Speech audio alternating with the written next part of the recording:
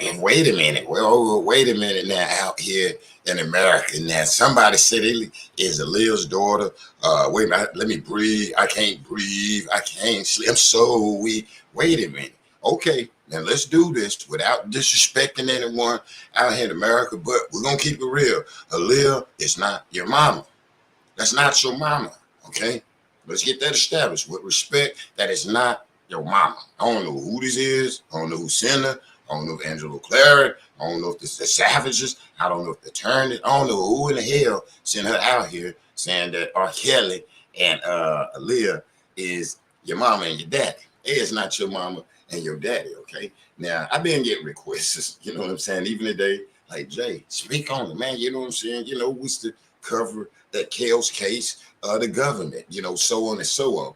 But this sister right here that's coming out, I think another, I don't know. I think it's Jaguar Wright coming out saying, you know, you can do this, you can do that with this. Hey, please do not pump this young lady head up. My biggest thing is, where is the DNA damn test? The DNA.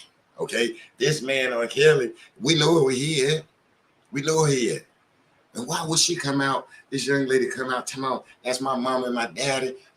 R. Kelly had, you know, you were seeing her before the trial and all of this. Do she know her brother Bruce? I mean, her Uncle Bruce? Does she know Uncle Bruce? You know, I interviewed his brother Bruce. Do she know Lily? She don't know Lily? Do she know any of it? Do these people, I mean, come on, do she know, okay, do you know Bruce? Uncle Bruce. Bruce is not your uncle. Now, see, here's the thing. I ain't saying the girl, she got that egg, that oval face. Aaliyah got this pretty bone structure. Oh, my God, you almond. Ooh, look, this Aaliyah is not your mama. R. Kelly is not her daddy. And not the mom. Hey, y'all, you know what I'm saying? I ain't here to take up for the brother R. Kelly. Now I'm here to take up for our sister Aaliyah. I'm a big ass fan or whatever. And I look at it like this. This brother R. Kelly already got a damn enough going on. And then when you look over there, every time you turn around, they convicting this damn brother. It's like, man, what the hell? You see all these. But anyway, Aaliyah and R. Kelly is not this girl's parents, okay? And when this young lady come out and get a damn DNA test, then we'll talk on it. We can talk on it. Where did she come from? Now, I guarantee, man, if she get a DNA test, that damn DNA test going back to Africa. That's going back to Africa. This young lady is straight from damn Africa or something. She's from Africa. Who sent? Like, where the hell she come from? Do Barry Hankinson know she out here? Okay, now this is one of the pictures she put out here in the world. You know what I'm saying? I'm the secret daughter of Aaliyah and R. Kelly. No, you're not. You're not no secret daughter of no damn R. Kelly. And you'll be light-skinned. If this girl was the daughter of R. Kelly, you'd be light-skinned. What happened to the damn chromosome genes in it, where this young lady is just dark-skinned, man? Ain't nowhere in hell. To the young lady, you know, I had a couple of people, yo, Jay, they analyze it. Just your opinion. It's just my opinion. It's just my opinion. This is not Aaliyah's daughter. I ain't trying to violate the sister. I ain't trying to make her look bad or nothing. But damn, you coming out, you know, I like Aaliyah. Aaliyah's my baby. I wanted to marry Aaliyah. I wanted me and Aaliyah to have children. And you wouldn't have been our baby. If me and Aaliyah had children, she wouldn't have been our baby. Our baby would have been damn light-skinned. I wanted Aaliyah to be my woman. And so that's why when I seen this here, I was like, oh, Lord, what the hell is going on? What's going on, Hammer Time Funk? Hammer Time Funk. This one here, you know, I had a request to analyze and break this down. I just don't see no Aaliyah in this young lady. I don't know where she comes from. First thing I'm gonna say is rest in peace to our sister Leah, Brown Eyes Black CEO, love you. I hate that this right here got to damn happen or whatever is going on, but this young lady is serious. All online.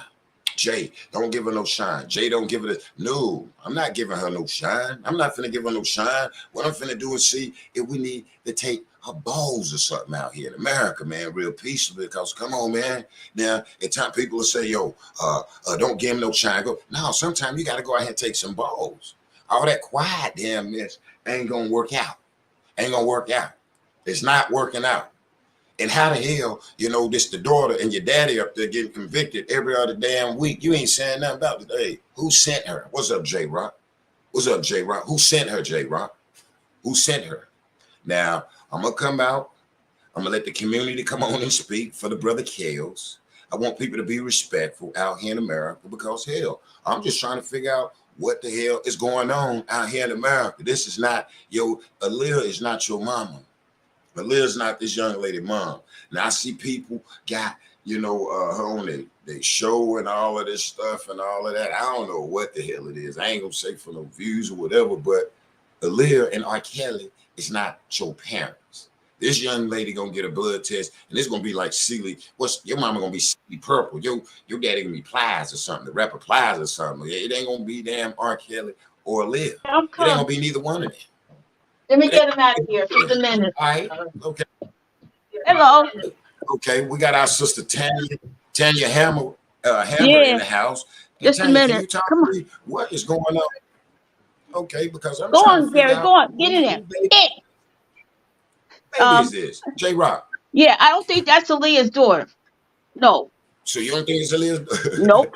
Heck no. No. Wow. No. I'll see you later there, CEO. Okay, you just want to swing through real quick. Yeah, Okay. it's not. It's not at all. So okay, say it's not. Well, no. I'm trying to figure out who the hell and where she come from. I appreciate you just swinging through, Queen. Like, who is she, y'all? One thing I do know about that brother Kellys, though, when you do look at it, damn, you be out here minding your business. Damn, you look up, they being convicted. Like, what the hell? How many times y'all gonna convict this brother, man? Like, what the hell is going on to the federal government, though?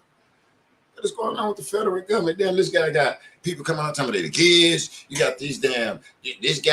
Hey, they took this guy balls, y'all. Said he was racketeering and enterprising by himself. And took this guy balls, man. I ain't never seen nobody get convicted by their damn self like that. Ever in my whole life. I'm saying this brother was, okay, the Chicago trial, the New York trial, they said was enterprise and all the people from the New York trial, when they showed up at the Chicago trial, they said that it wasn't a damn RICO or enterprise. It's crazy. Here's another thing I'm gonna put up here right here, y'all. What's up, Brownstone? What's up, Here to Land? What's up, J-Rock? What's up, Daddy V? What's up, Nick? Check this out. Here's the other thing that tripped me out about this, the guy, R. Kelly, the brother R. Kelly, right? Damn, they put on TV saying this guy ain't about shh. Look what the judge said about this brother. There's some serious stuff. Excuse me if I'm sniffing. I'm just getting back on my feet here, so excuse me if I'm sniffing. But check this out. Judge Williams said that at the outset of the hearing, he did not accept the government's contention that R. Kelly used fear to woo underage girls for sex. Like what the hell? Like what the judge shot down the government whole theory of grooming, saying it was the opposite of fear of bodily harm. It was the fear of a lost love, affection from Kelly. Wait a minute. Now, cause the TV say that R. Kelly was wooing them, getting them in there, wearing their ass out and all of this. How in the hell do the judge come back and say this stuff right here? Hey, y'all, I'm just saying, hey, I don't know. I don't know, but look at that. Look at that. The judge, I read that. I was like, what the hell? Where's it at? Judge Lynn Winberger said at the outset of the hearing that he did not accept the government's contention that R. Kelly used fear to woo underrate the judge. Wait a minute, I can't go no damn further than that. Wait a minute. The judge said that, man. And then we got daughters, these fake ass. Well, okay, let me relax. I just think it's too much going on around that man over there, y'all. I don't know about y'all. I think it's too much going on around that man over there. Click the link. Somebody come in and let me know. Here's your time. Click the link if you got time. Like, what the hell is going on? When this guy has been convicted how many times? Like, what the hell? How many times has this guy been damn convicted out here? Now he got a daughter. I'm gonna say me and Bruce Kelly say hell nah. Me and Bruce Kelly gonna say nah. Nick, welcome to the panel. Hey, Nick, R. Kelly and Aaliyah got a baby out here. They got a daughter out here. I'm sorry. Nah, I don't think so.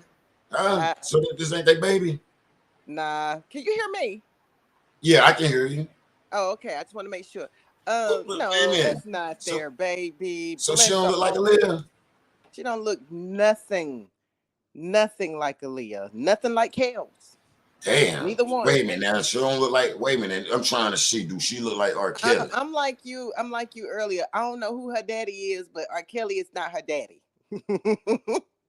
R. Kelly is not your daddy, and Bruce is. And so, damn, I ain't never think I'd take her for what's his name, the uncle. What's the uncle? Barry. Damn, Oh, man, Barry. Barry. You don't even look like Barry. My No, homie said that's man. Plies' daughter. Nick.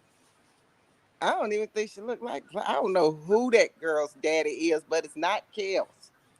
I don't know. It's not I Kels. I don't was know, trying to but figure out. When they do a DNA test, it's gonna come back with your daddy in Africa. that's Daddy in the same Africa. thing I say.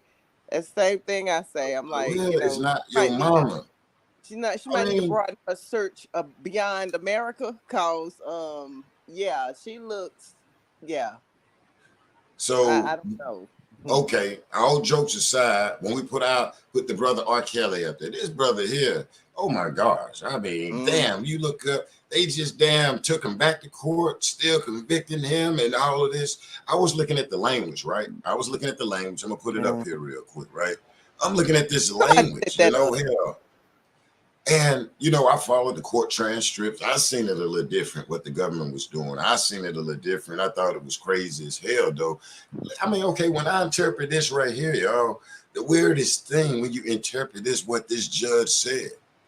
Like this man clearly said that this guy ain't woos nobody. So how can you wait a minute? I mean, like I said, I just got up on it. So how in the hell can you convict this man if he ain't done nothing? But you saying he done something? Okay, real quick.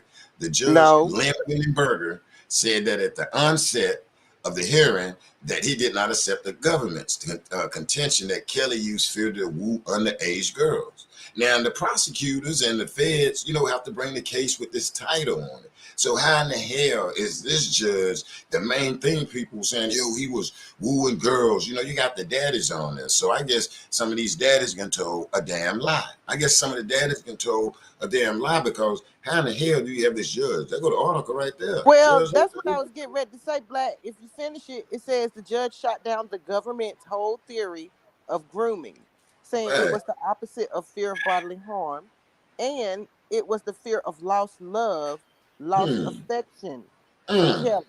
It doesn't seem to me that it rises to the fear of bodily harm. So, my thing is, the biggest question to me is if the judge doesn't believe it, I don't understand where the conviction came from. Where the hell did the conviction come from for this brother? I don't understand. I thought they had legal authority to over, I don't know. But it's real clear that it's real clear what they're doing. I mean, this So is what you think all they're doing? So it's a they big can take this setup. guy balls, washing machine, washing powders, and all that, and then you come back and look. You're like, wait a minute now, because I'm gonna tell you. Now, no, we ain't up here trying to defend the brother R. Kelly. What we doing is analyzing what the government has put out there, peoples. Okay, we trying to. Well, some of the people I know, the people might come through and love the hell out of Lifetime. I don't love them like that, and I'm trying to figure out why in the hell would they put that up there? And here we go. What they need to be doing is investigating some of these weird ass people out here. I'm gonna say the parents. And how in the hell, one more time before we get back to it, can this girl come out saying I'm a secret daughter of Aaliyah and R.KELLY? No, you're not. You're not. You're not no kin. I don't know if that's a planet distraction. I don't know. If you notice, close to all his court dates, some old BS come out. They go to playing, the songs. You know what I'm talking about. Yeah. So I don't know if that's an additional distraction, that's come out. It's mighty strange she decided to come out during, the time he's, going through this. But you said a mouthful. At the end of the day, the man been going through some stuff for some years now. Don't nobody need that. We don't need that. I think everybody in the world can collectively say that is not his daughter, and they can look at her and tell anybody that entertain that BS is crazy. Yeah, and that's because they were saying like and she said something like what my dad had me before he, I guess was coming to see her before he went to hell. If Lily come through here, Lily, come on now. If you think Kells ain't gonna tell nobody, he ain't gonna tell. At least Keith would know it. You know, Keith, the guy that's Right. handling Keith, bro, come on. Keith is his childhood friend. Keith is the childhood friend. You see this guy on the news with him coming out, you know, at the jailhouse and all this. So actually, do she know Keith? Well, matter of fact, Keith is right there behind him. I mean, Keith is right. all this stuff. But I mean, then when you think about it, they've been trying to find as much as they can. I mean, just basically illegally having people to call a number if they've had contact, you know, all of that. Mhm. So, you know, if he had a quote unquote secret daughter, if he That's had not, that yeah, would have been yeah, out long time ago. But yeah. no, that's She, just a mess. That's messy. She's being messy. I'm Um, like, yeah. I think he got some evil stuff around him. I don't know the brother R. Kelly. I ain't been up there. Now I used to go to all the damn concerts. Now the way they say that he did this, he did that, man. And you know, I had my short stint in the music industry. You know, on tours, backstages, hotels, concerts, and you know, I seen people, you know, come and you know, and so that's why with the brother R. Kelly, I tried to keep an open mind when it came to, as we'll say, groupies or like hell, I even seen parents, like I said one time, come up with their kids. Like, yo, I mean, they were in I never seen nothing like this. I never seen that like this. I think the day that boy right. pull his drawers down, he was doomed. I think R. Kelly, he pulled his drawers down, Okay. he was doomed when Okay. when they told mama what's his mama Kelly, you got a boy, something, boy, the balls on him, boy, it cursed the world or something, bro. I don't know what it was, bro. I don't know what it is though. But Aaliyah and R. Kelly is not this girl's mama though, or daddy. Now the reason Parents, I'm gonna no, say she's that not. because one, she should get a damn DNA test before she come out here with that net. Well, I'm gonna tell you I something, mean, Black. When you think about it, look mm, at how many people believe stuff without hard proof. You could come out online and say, so I come out okay. online probably tomorrow and say I'm LL Cool J's daughter, and that's gonna get entertained for a Ooh, while. It's gonna get man. entertained because you unfortunately got some gullible people out here that will actually entertain some BS, no matter how stupid it sounds, no matter how stupid it looks. Just think, we got a whole world of people entertaining some mess going on right now with chaos. So I mean, it is what it's unfortunate, but you know, true. At the end of the day, yes, please show me some proof. You're Mm, not finna just how you say piss on my leg and tell me it's raining. You know, I'm not okay, gullible. You can't just tell me that now. Come on. So she okay. needs to show some proof, but that ain't they. That's that. They are not All her right. parents. I see in the chat where that sister Jaguar Wright was arrested, and she was out here, you know, trying to get her on these, I guess, YouTube platforms and stuff. And I'm like, damn, Jaguar. I was Right. trying to, you know, get insights from Jaguar. So damn, Jaguar done got some handcuffs, man. Like, what the hell? But no, Jaguar, that's it. It's something ain't something ain't right with this one here. This is like some demonic ass stuff right before our face. I mean, this is demonic. Just imagine somebody coming out like this on you, saying, "Hey, you they daddy," and then you know that these people gonna watch a TV network. I'm gonna tell you this: how I look at it, man. I look at it like, you know, we got a part of society that watched that video and they believe Lifetime. A lot of these people say, "I don't believe everything I hear," but when they watch That's damn BS. if it's Michael Jackson, Bill Cosby, and R. Kelly, oh, you gonna believe that though. And see, I Yeah, don't that's believe that with true. Michael Jackson. I was ready to put hands on somebody's ass about Michael Jackson. When they said about Michael Jackson, I didn't believe that. I knew Mike was special. I knew Mike, I didn't know all in Mike deep, but I used common sense. Mike missed his childhood. And with him bringing safe fences, the kids around and all that, that's a great setup right there. You know, Mike ain't understand, and even Rob. Then these people don't understand when people come and they get pissed at you, go to set you up, man. And then you know these people be with it in the beginning. Uh-huh. Yeah, I'm you know that lifestyle. Woo, woo. Then you piss him off. Can't walk through the house.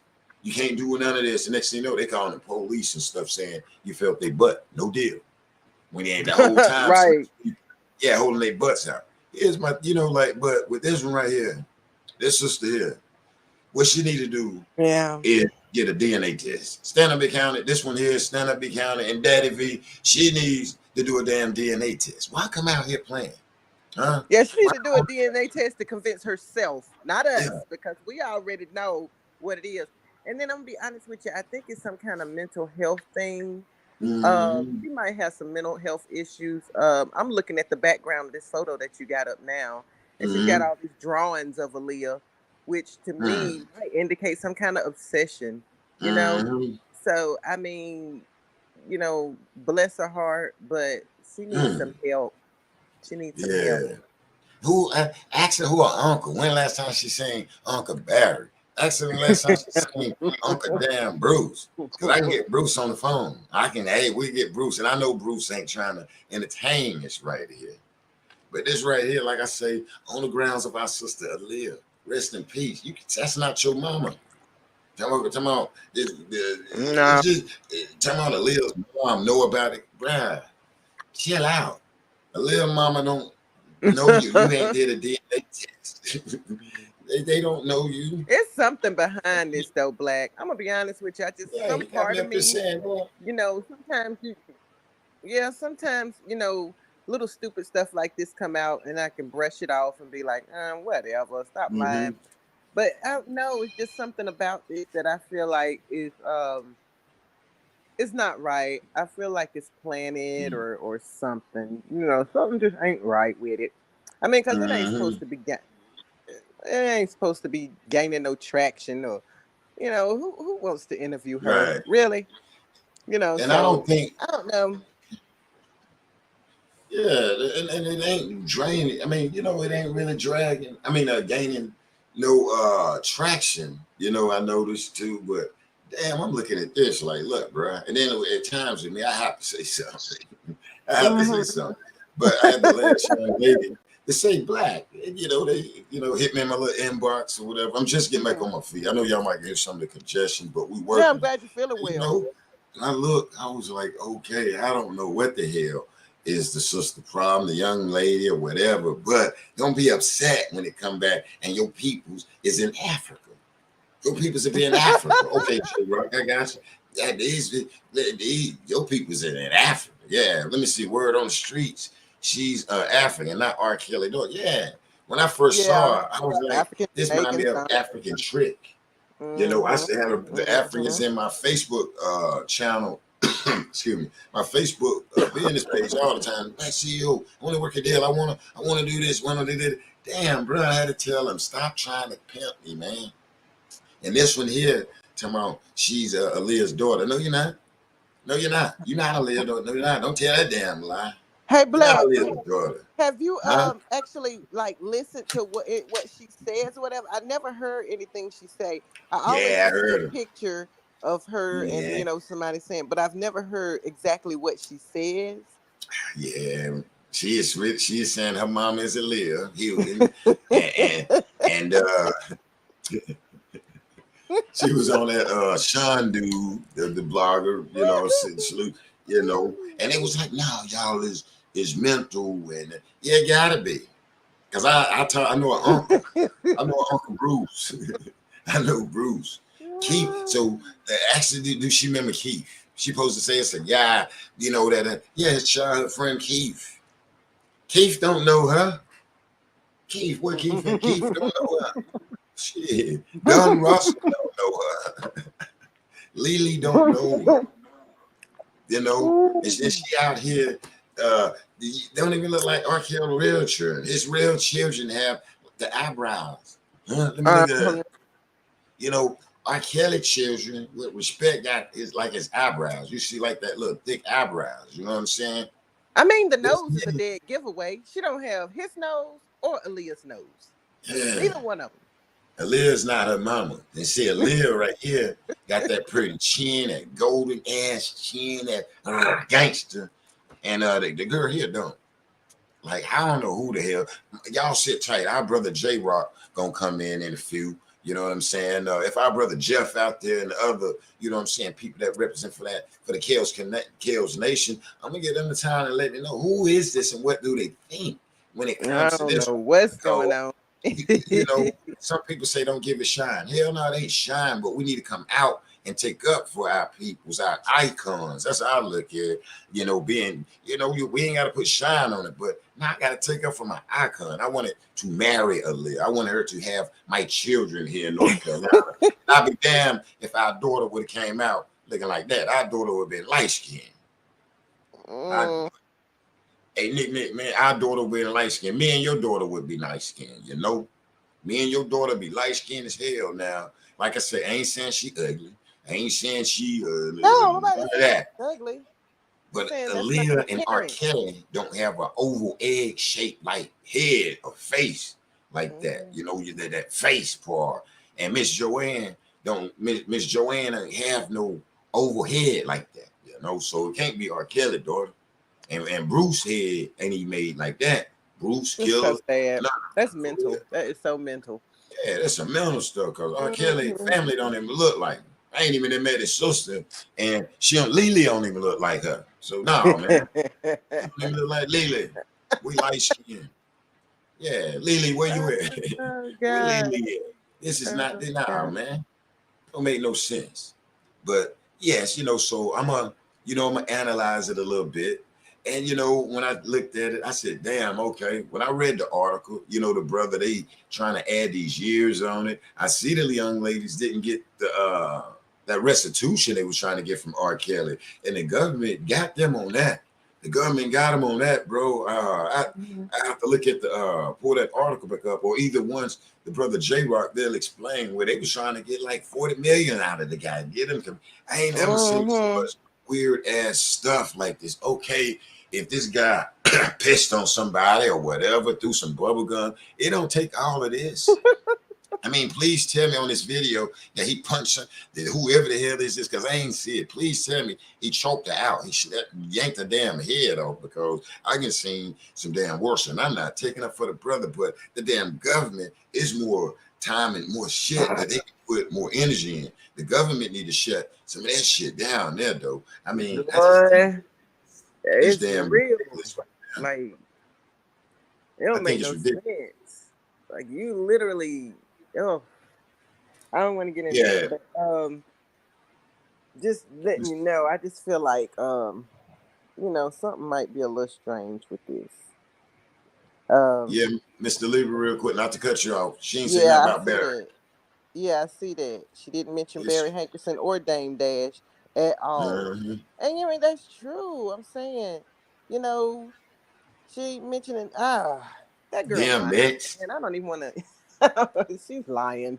And then she would say, okay, I met some dancers or something that my mom had, and something. Tell me you see somebody, because damn, you know, and then, you know, she Secret trying to baby. say that a real mom and them know. All right, they're gonna keep you, all right, they're gonna shut you down. They're gonna shut you down and Okay. keep playing. Her ass keep playing with that. Well, let me go easy with it, you know, but please stop playing, okay? Because Barry Hankinson got Lil Mama where she, you know what I'm saying, where she chilling, man. You chill. And that is not your grandma and your damn uncle. Barry, I guarantee Barry and them don't know you, bruh. I guarantee. I mean, how the hell Yeah. this girl gonna have a whole baby, a whole secret baby, just in a hospital here in America, and just ain't no damn track record of nothing? Like, come on, man. Like Aaliyah just had a baby, and everybody just covering that up. No, ain't nowhere in the hell. Say she was diagnosed with schizophrenic, and they put her on medication. Then she ups Oh, and leave. Oh yeah, okay. Falling behind okay. your Jaguar. Yeah, that makes sense. Hmm. Schizophrenia. Stop taking the medicine. Okay. Now we're getting somewhere. Hmm. And so when she stopped taking it, I wonder what made her say R. Kelly and Aaliyah. Why she say that? First thing she said, damn, I ain't gonna take, you know what? Oh, R. Kelly and Aaliyah is my damn daddy and mama. No, he ain't. Kelly ain't your mama or your daddy. Like, what the hell? Tell them the story. Oh Lord. Hey, I'm looking at that and people, yo, Jay, okay, I might be late on it. I'm late on it, but that's not your daddy. R.Kelly's not your daddy. Okay, people may not like him and all that. I ain't taking up for him, but I'm coming out with this one here that's, playing with Aaliyah's name. Aaliyah, not your Boy, you mama. are crazy. I don't know what made her pick those two out of the bunch. I don't know what made her pick those two. My fans and my subscribers told me to come and analyze it. So, nah. And I'm just being honest. What people allegedly? Hell no, I'm being honest. When I look at your face, hold on, let's put it up. Let me put it up there. Let me see. Let me see a little, huh? Oh, nah, that's not your mama. No, that's not your mama. That's not your mammy. No, that's not your pappy or nothing like that right there. And see, if me and Lil had a baby, if we had a baby, our baby be light skinned. Our baby light skinned as hell. We have a pretty baby. And I'm not knocking her. What I'm saying is that me and Aaliyah, we have a pretty baby. This one here is right here. This is not the baby right here. Hey, TS, come in here, come in here. Yes, please save me. This is who kid TS, please help me. Oh, shit. What we got here? This is my first time being speechless. This is my first time being speechless. I can't with you, Black. I can't. I just can't. Let me make you bigger on the screen. Let me make everybody equal. Oh, Lord. Hey, okay, now put this up here. What is going on out here in America, man? Damn, Mexico. Justice for Sinclair. Mexico done messed everybody up, ain't it? Oh, boy. Oh, my God. Damn. No wonder the feds can't focus on Sinclair. Oh. Jesus. That's a shame. Look, I had to get out here. Black say, Aaliyah's not your mama, and R.Kelly's not your daddy. You need to go find your mama and daddy. I will know who they are, but they not your mama and they not your daddy. They probably in Africa. I can't with y'all. Now y'all done gone too far. I don't know who. I think that's Plies' daughter or somebody. Listen. Damn. Poor baby. She don't know who her mom and daddy is, only she is. Oh, no. How old is she, Black? How old is this child? I don't know. I'm trying to Lord have mercy. Well, and I'm trying to be nice, because me and the little baby, our baby kind of, you would be, that shit, R.Kelly, something ain't right here. Let me see. And then you talk about her being in the mental institution. What'd you say, Black? R.Kelly's not daddy. You say she's in the mental institution. Stop taking a medicine. I don't know. It was like, wait a minute. R.Kelly is like that. Now let me just say this, Black. Let me just say this. Please let me say this. Now, you probably done worked a lot of social stuff. Now, come on, it's other stuff going on, and they just threw her out there as a distraction. We just unless they just. You know what though? That might be God way of helping us to laugh because we've been so serious. But look, I don't want to laugh at this child. It's somebody's child. They done made her lie and made her think she gonna get some money. That is not Aaliyah the R.Kelly baby. Okay? The devil is a lie. Oh Lord Jesus. Hey, we're not going for the banana in the tailpipe. That's Plies' baby. The rap. No, that's Kodak Black baby. You know what? I'm gone. Listen. Wait a minute. Allegedly. Right. Peacefully. Respectably. This is not their baby. Come on, y'all. What we doing? We're dealing with too many cases. And I can't. Y'all, you know what? I can't, y'all, because that's too much. That's too much now. America is trying to do too much right now. We can't do this one. We could do a lot, y'all, but we can't do this. My God. Look, I was getting ready to work out, Right. but I said, shoot, I look good for my age. I better get my ass to the house. Hey, Baby. Damn, I said, damn, I have to take up or excuse me, but now you're not R. Kelly baby, okay? Now damn, they can took this man balls, draws, the wall, and everything. That girl is a distraction for some reason. Like, where the hell she come from? You ain't my baby. Don't say it's mine, because me and the little baby be like, hey, real quick, I got the King J Rock. Hey, J Rock, who baby is this? Who daughter is this, man? What's up? It ain't his. Man, what's going on, Black CEO? First of all, before I say anything, man, I'm glad to see you up and around. You're doing well. Thank you, man. And man, it's been a minute since we spoke. I'm glad. I'm glad to finally have a chance to really speak with you, man, because it's been a minute. In the house. Come on in the house. Man. Now, let's go ahead and address this here. Okay. Wait a minute. Hold on. Wait a minute. Hold on. Hold on. I need to get serious, okay? Because I want to hear what you have to say. All right. Hold on. Okay, I'm ready. First off, somebody said, I think it was Mr. Libra jumped up and said, that's Michael Blackson's baby.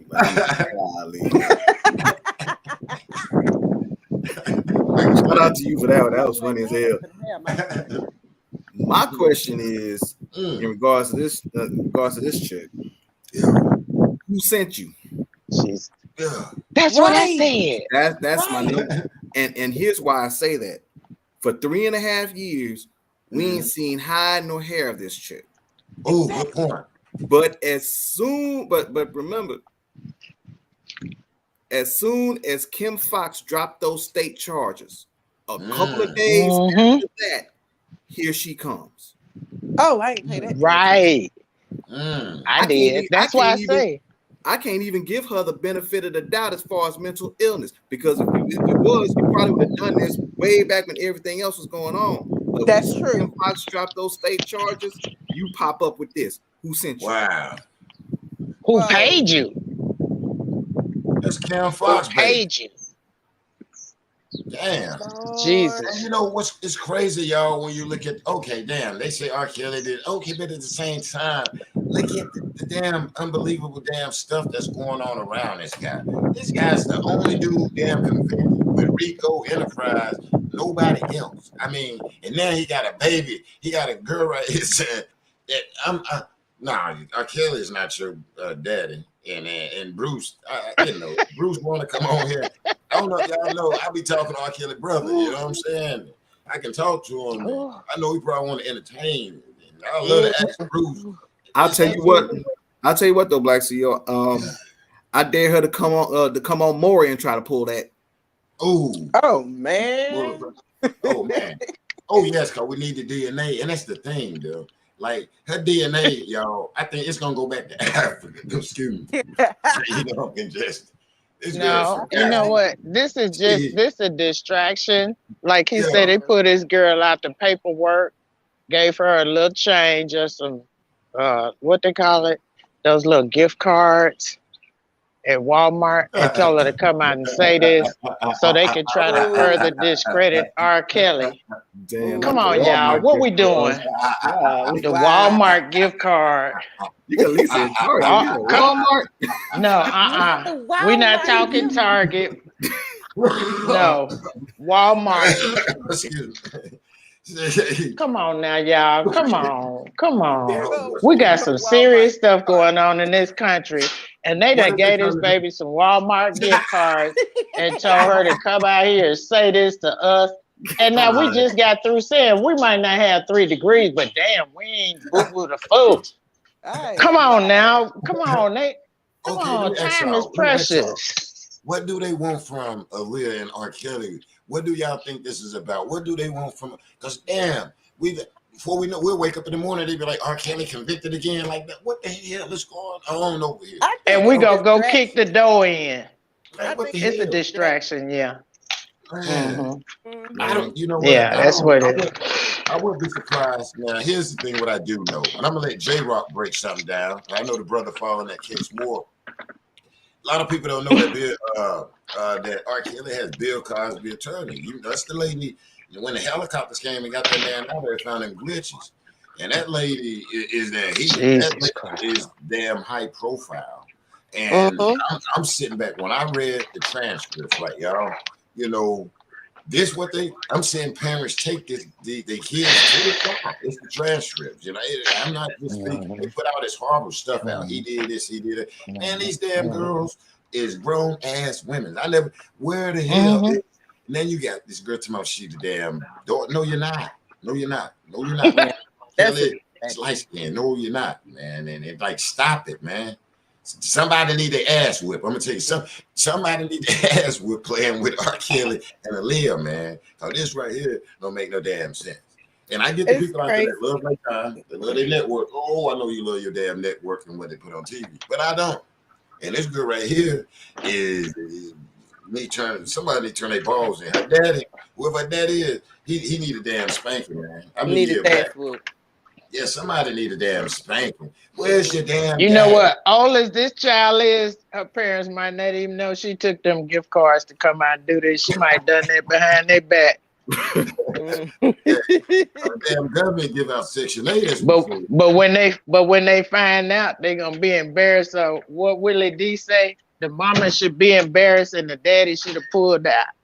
No more talk. It is. I'm like my uncle, let that hit the damn wall. I should have let you hit the wall, boy. I should have let you hit the wall. Okay. Come on now. We sinking this low now. This about low as you can go, Black. Yeah, and then look, you put it up there. I am the secret daughter of Leah and R.KELLY. No, you not. No, she not J-Rock. Go ahead, J-Rock. No, she is absolutely not. Because first of all, Aaliyah wasn't even pregnant, because there was a video out that I saw a while back that had Aaliyah doing an interview when her album came out and she was getting ready to perform in Detroit. And it was like the end of 94. She said she's 28, which means she would have been born in 94. Okay. But see, here's the deal. Aaliyah wasn't pregnant in 94.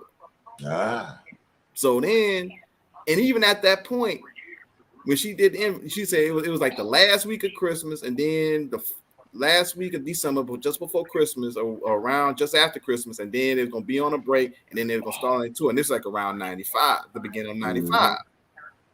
So she, according to what she said, her age was, she would have already been born. Right. Here we go with the numbers again. I'll tell you that. Yeah. So you already put it together. You already did the math. He did the math already. We could talk about something else. He already did the math. Closed case. Hit the gavel.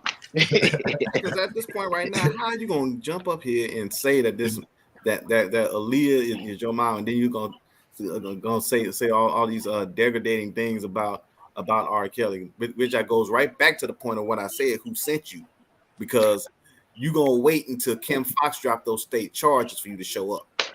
Okay, so J-Rock, you've heard some of the stuff she's been saying. I've never heard anything she's been saying. I've only seen the picture. So she's been saying negative stuff about R. Kelly. Yep, saying that all the stuff that he did to other. Well, then she said, "Well, I'm not saying it was all the girls around the world, but it was just some girls around the world that he's molested and this, that, and the third," and was talking about stuff in regards. Oh, okay. So really, she is. Yeah, this is a set. This is part of the setup. This is some old mess they done threw in the game, like they do. She confused. She confused. She don't know no damn. Tell them, hey, well, baby, when they went to R. Kelly house, they ain't find no tricycles, no pacifiers, or nothing. Wait a minute. Let me look at her again. Let me look at this child. She got the magnifying glass. That girl don't look like R. Kelly, Michael Jackson, Tupac. Yeah, because I want to look. I want to see if it's any features. When you start getting a little bit up there, sometimes your eyes might play tricks on you. But Yeah. that girl, she don't have nobody features there. That girl ain't no, she ain't no nothing. Cause you know they used to No the elders used to tell you, they could look at you and tell you who child you was. They'll tell you, oh yeah, that's the Johnson's oldest boy there. That's the Jones's youngest daughter there. But you can't look at this child and put her with nobody. I'm gonna be honest. They done paid this child. They paid her. You know, the What whole the time hell? people have been coming out saying stuff about Kels, and you know, the public is just automatically believing it. Like I said, you got a lot of gullible people out here, a lot. And another thing where they throw anything out and somebody's gonna grab onto it. You know, they know this. You know, I can't. That's ridiculous. I can't. They need to. That's what I said. We need to find her some help. You know, she needed. Yeah, I don't know. They need some doctors to intervene. Not Jaguar with respect. I ain't messing with Jaguar, right? Oh no, I don't want to smoke with Jag. But Jag, please get this some help. Because R.Kelly and Aaliyah is not her mom and dad. You know, and that's with respect. No cap to them. That Black, I'm gonna get that ready. is not R.Kelly, man.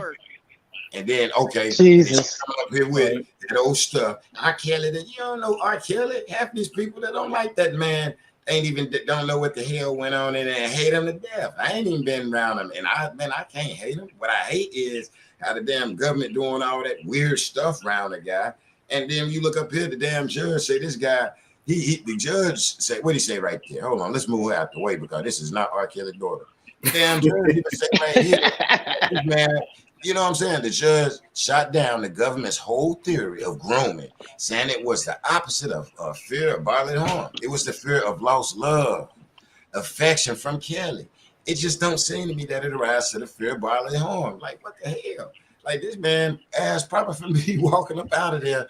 And that's probably why they sitting up there talking about it's you the daughter or whatever. Y'all, I'm going to tell you. Now, some people may not hate me. Y'all believe lifetime. This man R.Kelly probably walking out of that son bitch in about 2 years. I'm gonna be honest with you. I'm gonna be honest with you. People hated Bill Cosby, and it was so busy. Yeah.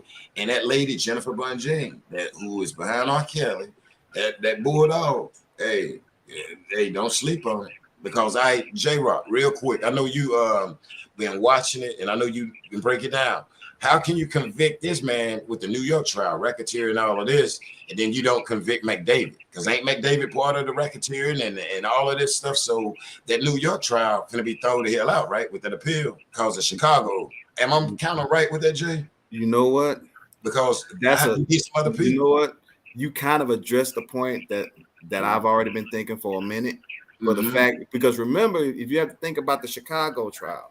In the state cases, the state charge that Kim Fox dropped was all connected, was all based on this. Because what's the number one thing that they were saying in regards to the Chicago trial?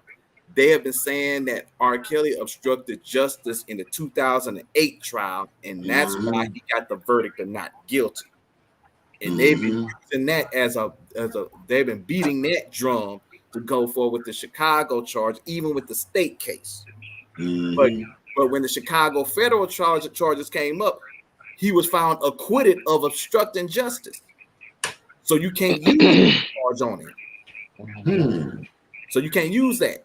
So now the question is, how can you find this man talking about he obstructed justice in Chicago, and you go to New York, you bring the same charges on him, but he's found guilty in New York, but not found guilty in Chicago. Right, but they do that. Yeah, you can't do that. They can't do that. Yeah, they found them. Yes, these people, the same people they talking about. I mean, because they give them 30 years, basically these grown women. And people first was like, yeah, no, they were grown as hell. It was grown as hell. Me and one of the dads, as you know, one of the dads went around on social media talking about what he'll do to me. No, the fuck you want?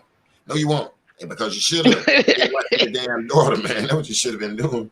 Then when I come up and ask, been teaching your daughter. Is they talking all intelligent? And this and that. They just, like R.Kelly. Well, where the hell was your ass, your damn antennas when your daughter was up there? Because mine was in the room. And if R.Kelly, Jay-Z, and all that, I would have tore their ass up coming through my window, coming to my, why didn't you wear their ass out? So I don't know. This was a whole damn shit show right here that I seen. Then you got the daddies. I'm neutral. I'm staying away from everybody. I'm looking from the outside. Where okay, if Kells did this, whoop de whoop. But what's up with the damn parents? How the hell these dads sitting all up in front of Gayle King, gangster? Where the hell was you, your antennas, when your daughter was old? The mom drove the girl during the night. The dad ain't saying that shit, but he on down Gayle King on that. This is what's the most weirdest thing I ever seen in my life. To the people that hate him, that's out here, if you can get the R. Kelly transcripts and read the full transcript, it would trip you out to see these moms telling these girls on the record to lie about their age and the judge don't recognize it. I never seen nothing like that in my life. Right. And J-Rock, I think you know what I'm talking about, but I never seen no shit like that in my life, TS. When you read these transcripts, it's clearly that's crazy. I mean, moms is dropped, tell him sit on his lap and all of this, and they didn't let this, and people, Jay, he's still, I ain't never seen nothing like that in my life with that brother Kells, man. It's a setup. You remember Kanye said on what is that, Drink Champs? He said they like to traumatize you and monetize you. They like to embarrass you and then get rid of you and take whatever you earn, take the masters, take your money, take your name, take your fame. For some reason, they just do not want to see a brother rise up in his craft, no matter what it is, and be successful and give him his just due credit. I don't care if it's football, basketball, music, legal field, medical field. You know, we've seen, I don't know how many black male doctors, the one that did the heart surgery, brain surgery, none of them get credit. You never see, forget about going over Black history from back then. They won't even spotlight the brothers that's doing well now in Black history current. Ooh, and that's point. All designed for a reason. And they going after R. Kelly for his masters, his money. It's all a setup. It's all a game to them.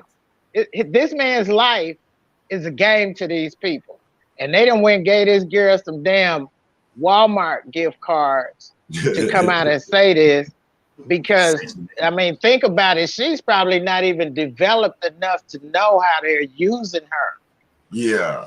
Oh, good point. So this is what we're looking at. Another attack on a brother. And trust me, I've had my share of, listening to stories where things went south, but they always go south on either side. But this right here, this is ridiculous. This is ridiculous. Wow. She didn't hit a home run with everything she just said. And it's ridiculous. And not only that, I gotta tell you, there's so much information I done dug up right now, bro. The last time I spoke with you, I've got even more than I had back then. And man, I wish I could see it. I wish I could see it. I stay up all night watching. I could just disclose to you this.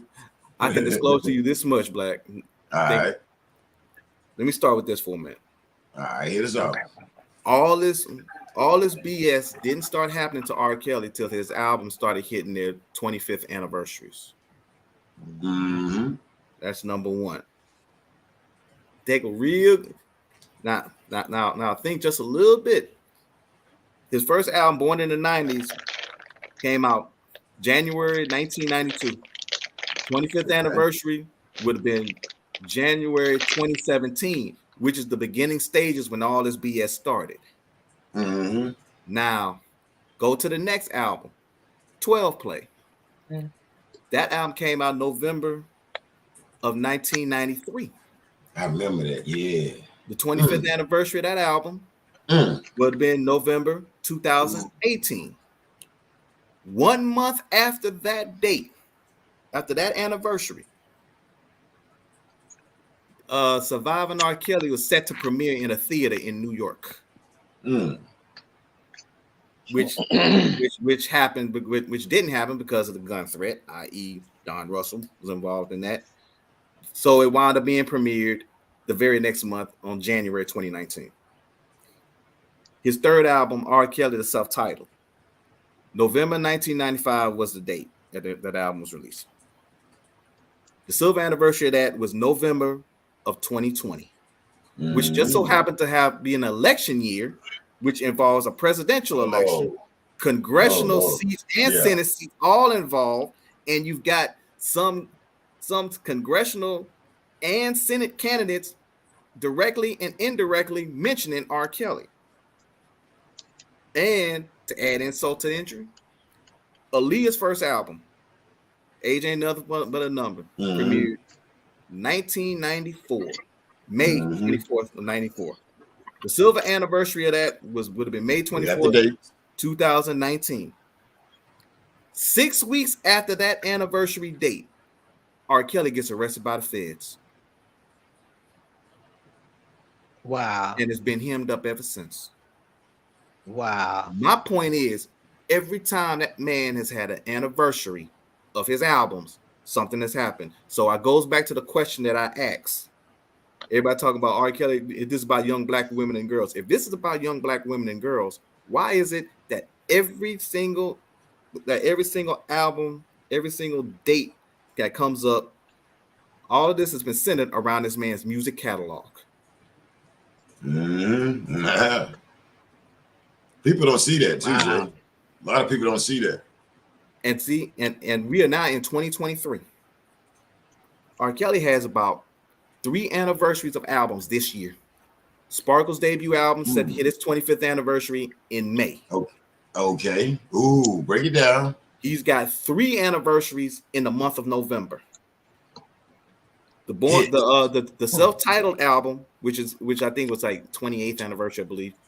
But his Double R album is about to hit its 25th anniversary, and it's 12 Play is about to hit its 30th anniversary, both in the month of November of this year. So I have a question. Who stands to gain from all of this? Well, the labels actually, and I know I probably can't play it, but I got a clip from a show on Blog Talk Radio that explains the whole thing. Really? Down to a science.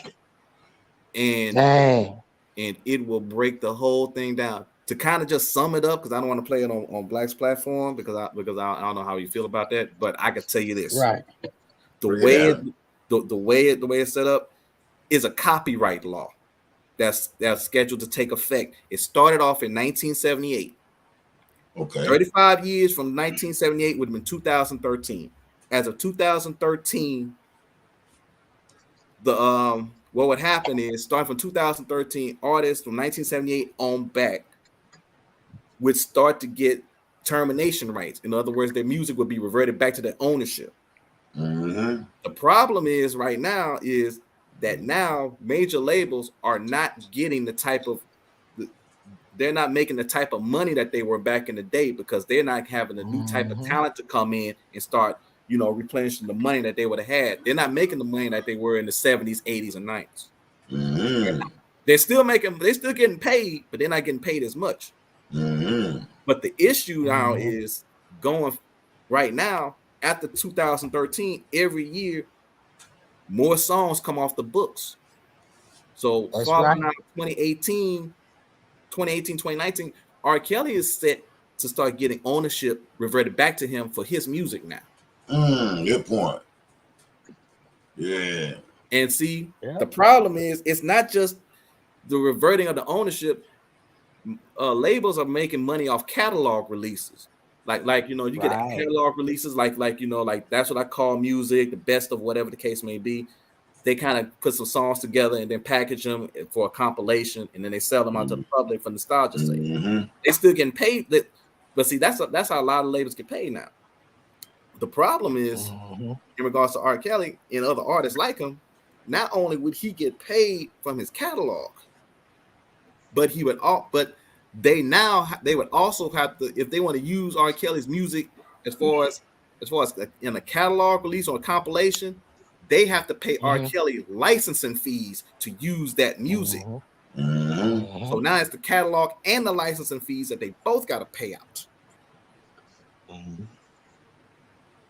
Wasn't that the same thing that Prince and Michael Jackson was going through?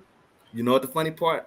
I'm glad you brought that up. Yeah, owning their title, their publishing, their masters, their income from streaming and everything. Yes, I am so glad you brought that up because I'm gonna ask you this question here. I said 2013 was the year, right? Right. What year did Michael Jackson die? Damn, I forgot. Wait a minute. I'm gonna tell you. Wait a minute. 2013. Was it 2013? It was 2012. My Panthers went to the Super Bowl in 2015. Yes. Mike. Yeah. I knew it was before we went to the Super Bowl. Because Whitney Houston, I know Whitney Houston, she died 2012. Whitney did. Let me see that. Michael Jackson. All right, I'm finna get. Oh. I know in 1 minute. Michael Jackson. Somebody on Facebook just posted June of 2009. Say June 29. Yeah. 2009. Appreciate that, Bridget. Oh, okay. Whitney died 2012. Okay. Both of them died before that law was supposed to take effect in 2013. And Whitney, we had some old weird stuff went on with our sister Whitney. Right. I remember that. Okay, so Whitney was February 2012 and Mike was June the spring of 2009. I was gonna say 10. But yeah, that's deep. So and we witnessing all of this. We're looking at all of this. And there need to be some repercussions behind all of this. And also, let's not forget, Prince was also Prince was in the middle of a fight in court for his music. He wound up getting awarded his around 2015. Yep. And then what happened in April of 2016? Passed away. He died. Yep. And you know, he rebutted him for a minute.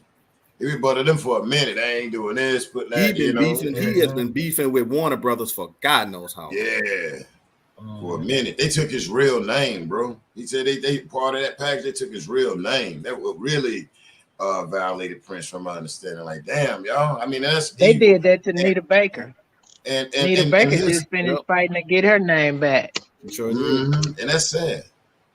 And see, Michael Jackson, as we know, he outmaneuvered Tommy Mottola. But we see what happened after that. You know, he gave Little Richard his some of his stuff back.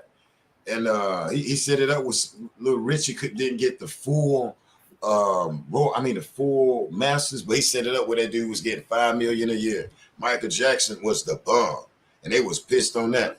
He set it up where that dude got royalties for the rest of his life, $5 million. It said Michael Jackson was said to be probably the most powerful individual in entertainment, not just music, right? In entertainment. It's like he was on the verge of probably having a large stake in possibly Disney, Marvel, all that. Michael Jackson probably was on the verge of owning all of that. Yeah. Mike was smart. Mike said it's business. He said it's business. Mike was so solid about his business, it wasn't even. Michael said this is business. You know what I'm saying? It wasn't funny. I did a video on that, you know, where he went on stage and called Tommy Mottola out, you know, and I'm gonna tell you the sad thing. He got the message from Tommy Mottola. Google the interview where Tommy Mottola got those messages back and on the Today Show. It's an old video. Oh, well, Michael, and they asked him, so will his family get some of it? Just listen to Tommy Mottola talking like he just cares so much after Mike and pass. And then go to with Mike on stage talking about Tommy Mottola. He's evil. And then after Mike is gone, listen to the man sitting there like Mike family, we would, oh my gosh. But they had that clause in there. If you pass away, it's all theirs. So you got to have your affairs together, your family, whatever. And a lot of stars, once they get those millions of dollars, they'll say, man, you know what? I wait to the last minute to turn it over to my family or my friend or whatever. And you better, because if you don't, it's going to your estate going back to that record company. And that's one thing we have to understand when we deal with Hollywood and all these things like that. If you don't want it, will it to your family, here, give it to the dog catcher, give it to the United Humane Society or something, because other than that, man, they gonna, you know what I'm saying, it'll revert back to them. Like that one lady did, she gave it to her cat. Ain't no way in the hell I'm gonna get my cat $70 million, man. Family got to piss me off, man. Leona Helmsley left hers to her dog. Hey, real quick, I got Bridget up in the house. What's up, Big Vi? Hey, Bridget, come talk to us real quick with us up here. We trying to figure out. Well, you know Hey, who here, started.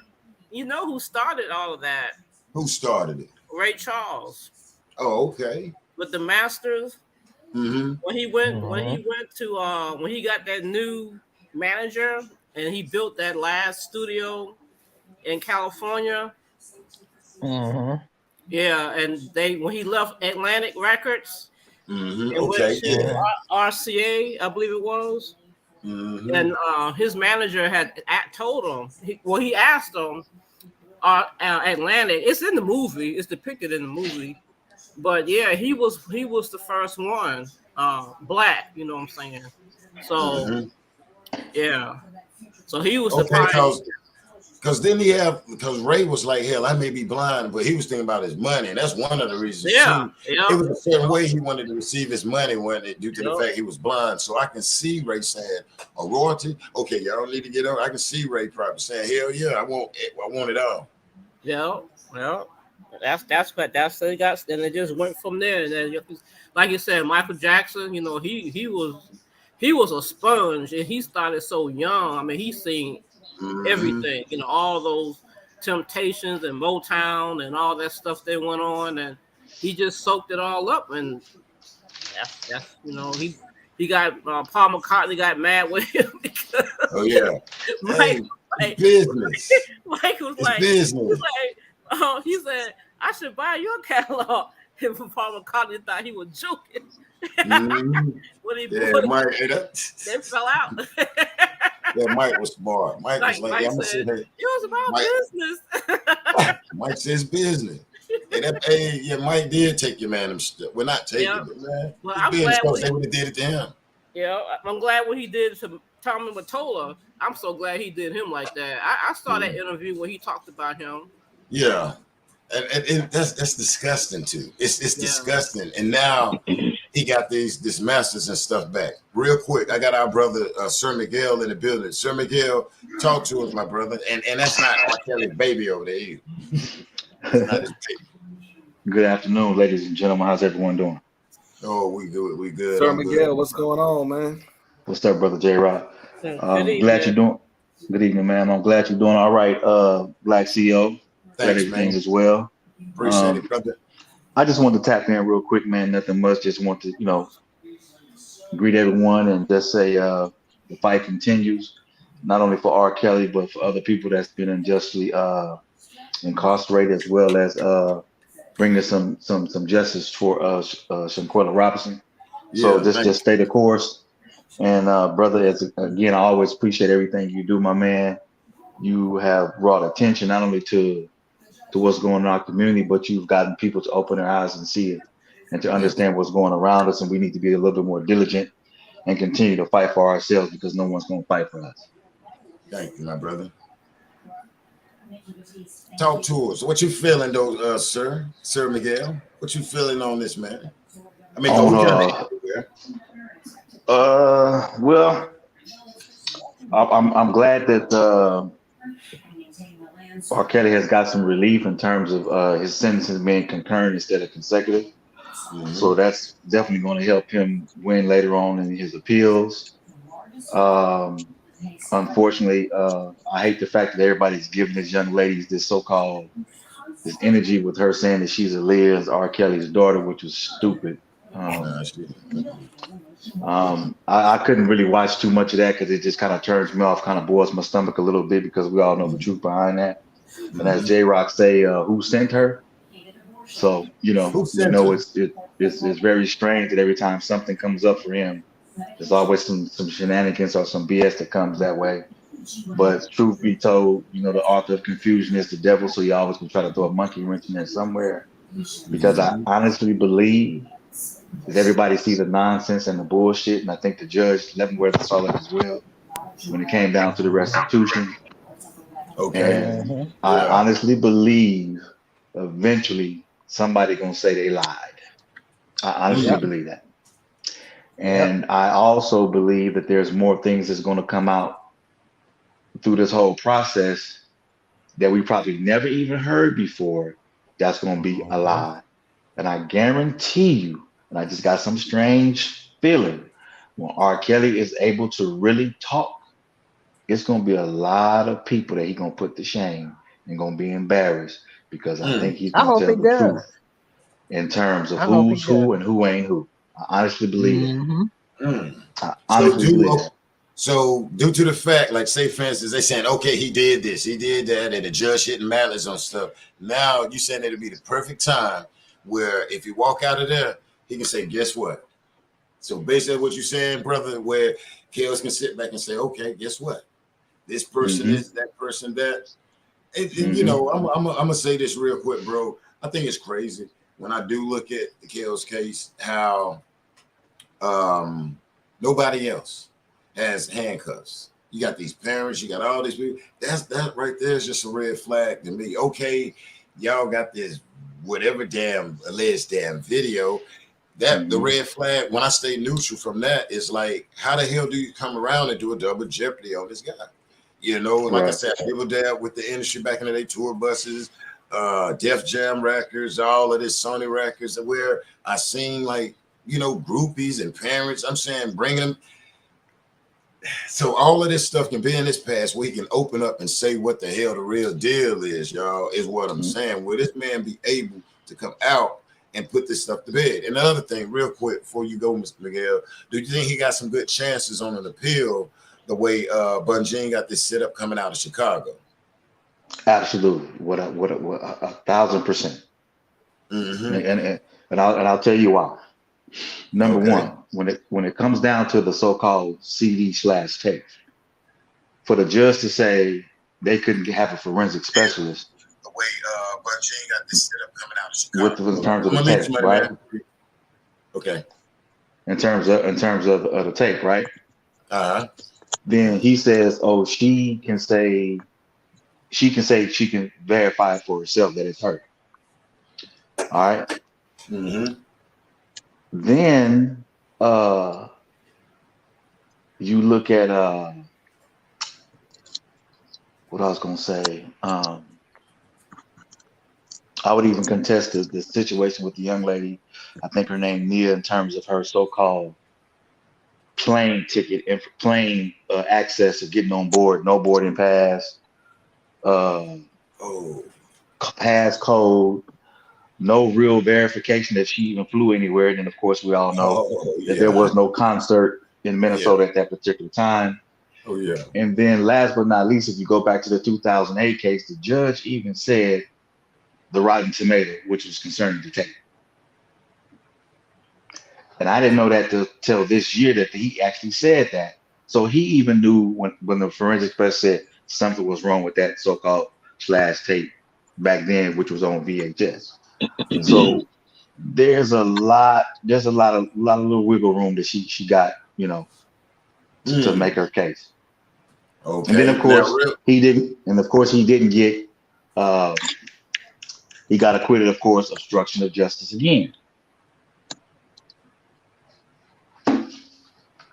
Oh, okay. Well, why they putting out keep talking about these little girls? And R. Kelly was not convicted on those little girls up there with that what's that 30-year, what's the name? Them was grown women, wasn't it?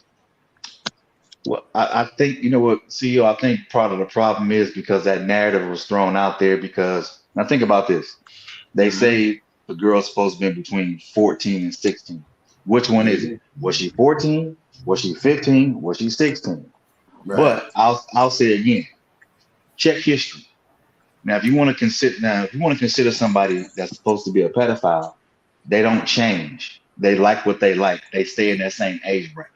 Yeah. Okay. There's no going from 16, and I'm gonna jump up to 21, back down to 14, and I'm gonna jump up to 35. Then I'm gonna go from Mm-mm. 35 back down to 16, then I'm gonna jump up to 28. Mm-mm. It don't work like that. Mm-mm. They Mm-mm. stay with who they like Mm-hmm. at the end of the Mm-hmm. day. Now, of course, Yeah, ex Hollywood.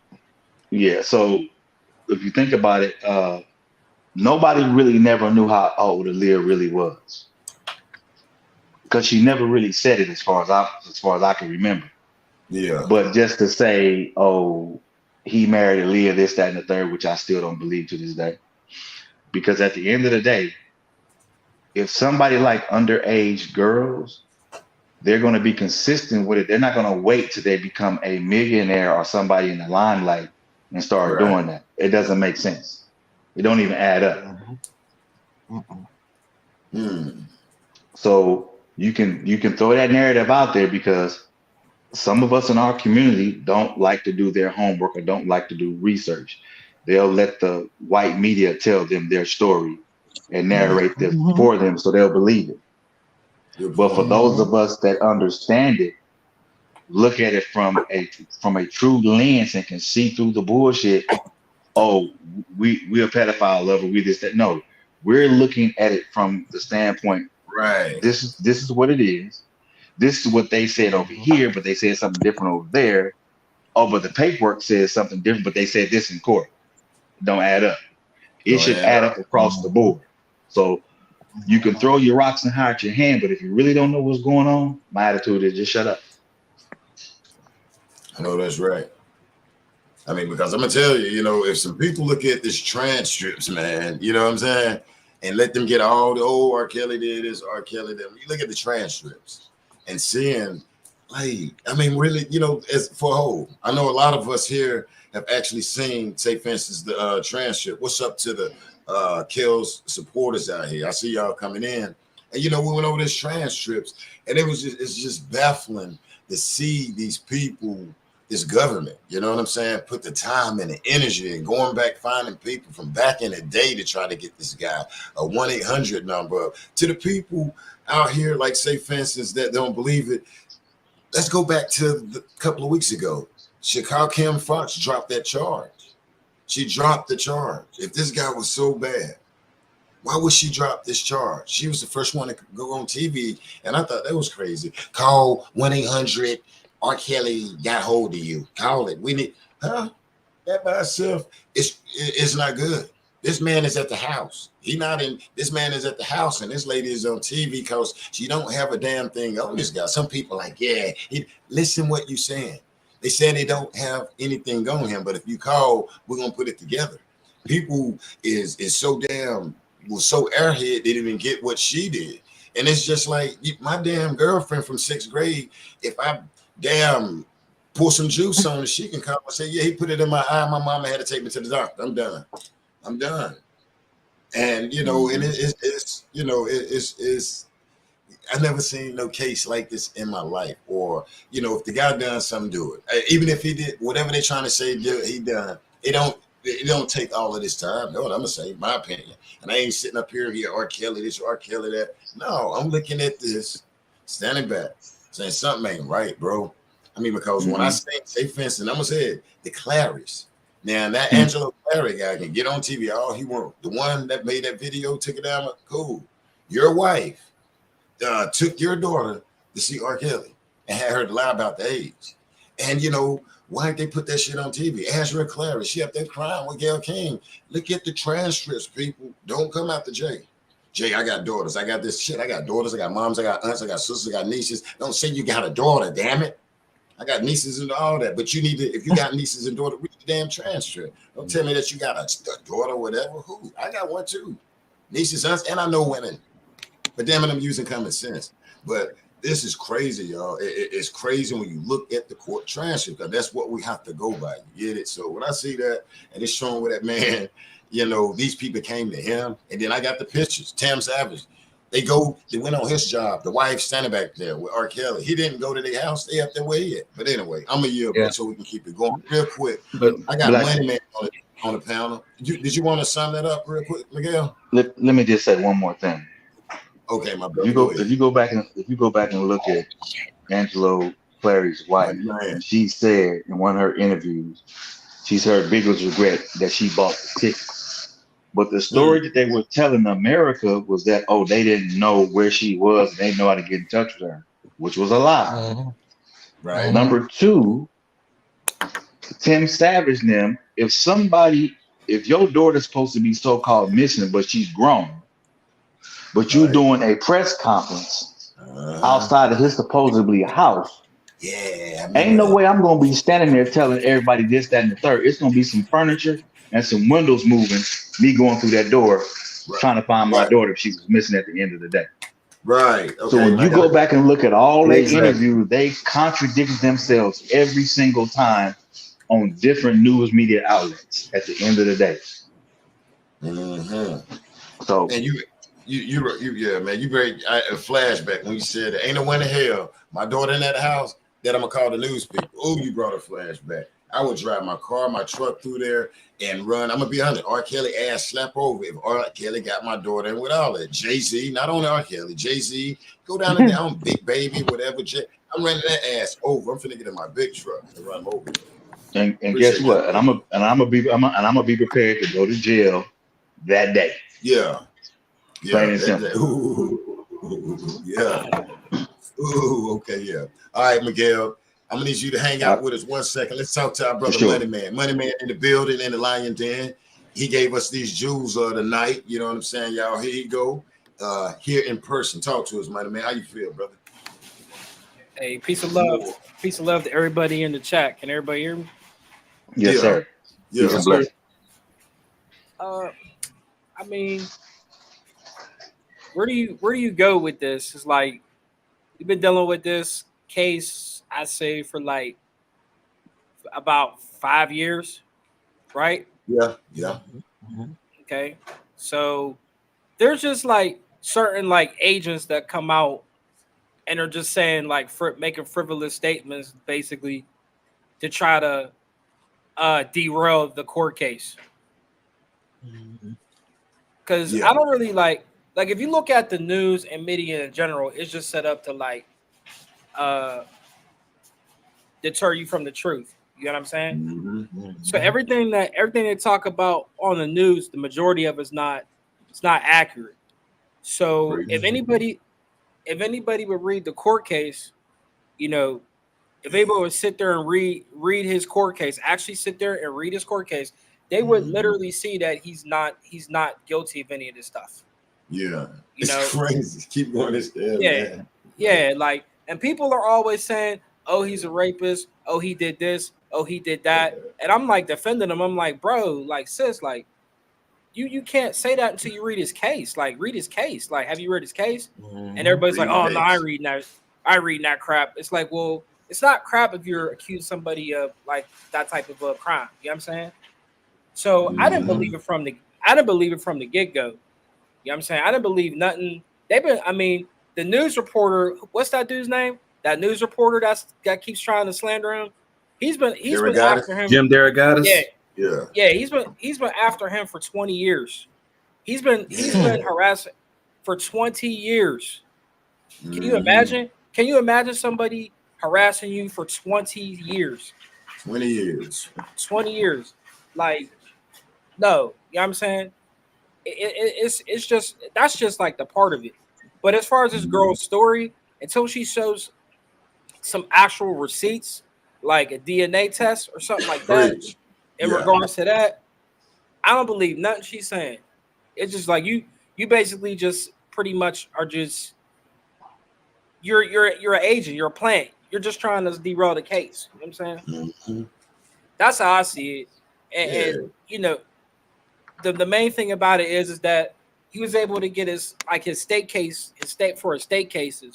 Like, that was they already got him for federal cases. That's the main thing. The state cases, you know, people needed to address this Kim Fox situation, how she was getting all this intel. You know what I'm saying? Yeah, her. Yeah. People aren't understanding that she allegedly was giving out, like, she was getting like illegal contraband. She was also getting information based on co-defendants, people that were around the situation. So she didn't even have no proof to even go after this dude. Mm-hmm. She just, he's black, or he's a Moor, so I'm gonna just go after him because, you know, he's rich and successful. And you know, R. Kelly on people don't really want to really talk about his humanitarian, him being a humanitarian, and a lot of the stuff that he's done for people, cars that he's bought for people, stuff that he's bought for people. You know what I'm saying? I know a lot more than what's going on. Like, I know. So The stuff just it just goes deeper down the rabbit hole. And I think Mrs. TS, I want to pronounce your name, but TS, but you have made a statement about Tommy Mottola, and then you had said something also in regards to Paul McCartney. But people don't know, like Michael Jackson. I mean, everybody knows on this panel, but he owned he owned Sony. He owned about I think like 80 something shares, which makes him the majority owner of Sony.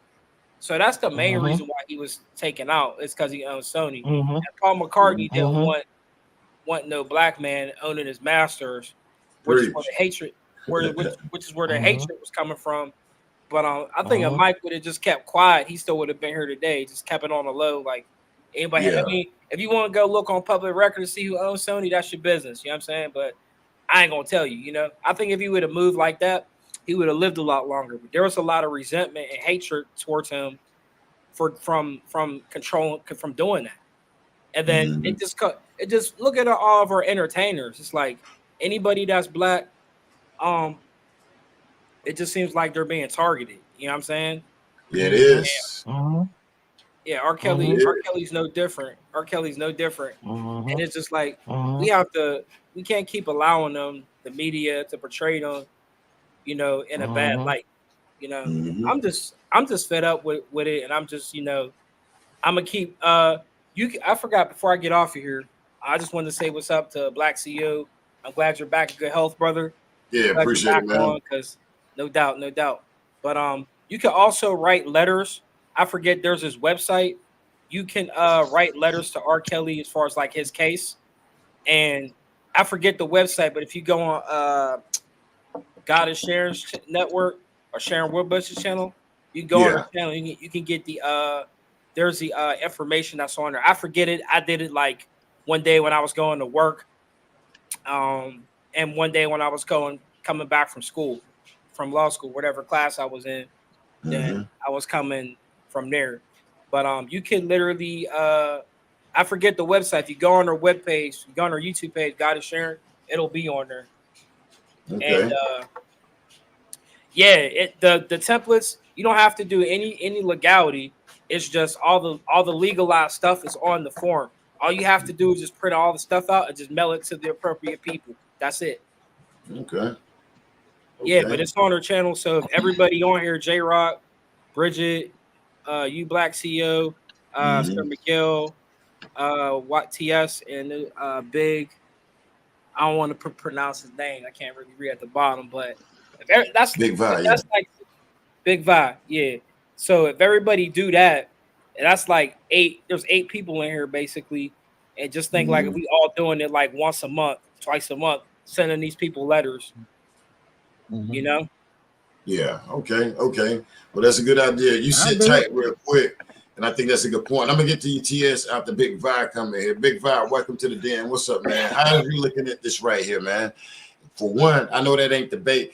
Aaliyah R.Kellys, that is not your daddy. That is not her daddy. Talk to it, bro. Out of Pappy, man. Yo, what's up, chat? What's up, panel? Can y'all hear me good? Up, Big Vi? Yeah, we can hear you. Y'all been promoting that website. They just recently changed the website over there. So I think it's Justice for Robert at Weebly, something like that. I got it. I have it on my community wall as well. All right. If you got it, Money Man, put it in the chat, Money Man. What I was going to say, it's been an assertive effort. I don't know if people been realizing ever since this last situation where R. Kelly came about, there's been some type of assertive effort to try to get DNA from this man, whether it was through the sisters, through this newfound child. For some reason, they have been trying to get this man to prove something dealing with his DNA, and he haven't gave him no DNA. He know that it's something. What are they trying to do? Why are they trying to get him to? They want him to justify the sister. He say, look, they say they're my sister. They my sister. I'm not doing a DNA test. Now this girl come out, oh, that's my dad. I'm the child. No, I'm not doing a DNA test to determine if she ate it. It is what it is. Wow. It's been an assertive effort on that facet. Then you go to uh what's been going on as far as his case. One thing they have always said, one thing they've told us, and one thing the spell that we've been under is saying when it comes to our people, we lack reading. So when we say things is in the transcript, that's foreign language to a lot of people because they're not going to take out the time to read. So they would rather run with your opinion. Well, my homeboy said he did that, so he did it. So you would rather run with something that you can't even verify if someone asks you how you know that. I know it because my homeboy told me. You know what I'm saying? But then if I come and put some paperwork in front of your face saying, well, this didn't happen, that didn't happen, then you got those type of people out there, man, I don't care what nobody say, man, that nigga did that. Yeah. Like, would you want to be judged with the same judgment that you judge other people with? Preach. That's true. Preach. It's You scary. know, I got into this situation because I saw the injustice. I feel like, look, I got a voice. I want to speak on it. This man, we not, and nobody that fights for him say that he's perfect because we all human and we are mistake making creatures. We all make them. So at the same time, if you're gonna come after this man, do it the right way. If you do it the right way, when you do it the right way, you will have more people satisfied with saying, well, look, it wasn't no witch hunt. Anytime you got a prosecutor come out and say, oh, after watching this docu-series, I felt compelled to bring charges because I am a victim. That's a problem. That's scary. That's a Yeah. serious problem. Yeah. Then you come out after soliciting people. Then you start all of this commotion. And Black CEO, I know you've been down for a minute, but I was telling people a couple weeks ago on my platform that they put out that this man was investigated twice. After 2002 indictment came with the sex tape, he got investigated in '05. FBI and Homeland Security dropped the case because they found no wrongdoing. They investigated him again and dropped the case in 2018, May of 2018. Now listen to how close this is to surviving R. Kelly in January of 2019. They dropped the case. They dropped the investigation in May of 2018. Come right back in January of 2021, no 2019, and drop Surviving R. Kelly. Now you come with a superseding indictment. What did they find between May and January? All of a sudden, it made him a predator if they couldn't find none before. Right. You gotta make that make sense. I mean, the parents, as far as they going, I told people you look at the star witnesses in both New York and Chicago. The star witnesses were the two who had fake identification. Oh yeah. Yeah. And we know who that was, Miss Fence Jumper. The two, I mean, there's two star witnesses in New York both had fake identification. The fence jumper and the other chick that got the confidential jail records. And then people not talking about that. So because it's R. Kelly, it's okay for his jail records to be leaked out from prison. But if it was their father or their mother, their brother, they'll be down at the city hall saying, "Hey, we need to talk to somebody." All right, let me break this down for the people. What you just said, my brother, to the new people in here, right? One of the ladies that's been up here testifying against Kells is on video jumping his fence. While this guy's on tour, one of the homeboys, took money from the young lady, and she's up here, all up here, and there's a lot of people out in America believe this young lady. She's a Jane Doe. But when you look at the transcripts and look at all the stuff, it showed where this girl came to his house as a super fan, jumped this man's fence, was riding past the house, driving an hour, riding buses to be around this guy. This man don't know her. And it's crazy when you look at the transcript, y'all. And this girl is up on the stand. If you see her, you be like, yeah, that's her. Mm-hmm. This girl is at the courthouse, the first trial, standing out there waiting on R. Kelly. People ain't paying no attention. Then she on Surviving R. Kelly. Why is you up there? Where's your mama? Where's your mammy and them at? Where was they at? Where was your dad and them? And then all of a sudden, R. Kelly did this to me. R. Kelly did. If you just, and like I said, I'm not taking it for the brother, but just go back and Google it. Trying to pay, standing out there, waiting on this man, underage, supposed to be in school, hot ass. That's the only thing I'm saying. Some people say, Jay, did you evict? Right, I feel you. I ain't talking about R.Kelly. I'm talking about her hot ass is out there at the courthouse. At the courthouse. Then the federal government, yeah, come on in. This girl got in the courthouse with a fake ID. This is what this brother just broke down. This Jane Doe that helped get this guy set up, convicted, was at the first trial, not on trial, with a fake ID. Now all of a sudden she was in a New York case and then in Chicago. Let's wake up, people. I yield back. Go ahead, B. I just wanted them to see that young lady on TV. If you see her, you be like, okay. It's a long story behind her with this setup. Is this the government sending them in there? They need to put that shit damn resource in Shanquilla. It's crazy though. But yes, young lady jumping fence. She all up on the stand. Rob did not know her. That brother R. Kelly did not know her. But I yield back, Bob. That way you can finish it out, my brother. All right, and the last statement that I'm gonna make is this: we heard the story. Okay, we got predator. We know what a predator is, and we know what the objective of a predator is. We know what a prey is. We know what the objective of the prey is. So when you look at this case and how they try to make it seem, they make it seem as if R. Kelly was a predator out here chasing prey. But in all reality, this is the first case we ever seen where the prey was chasing the predator. Now you got to make that make sense. Yeah, I know, right? Read the court. Hey, read the boy. You right. Read the court transcript, man. Don't look at preach, bro. Listen what that you got to make that make sense. These people chasing this guy. It's crazy.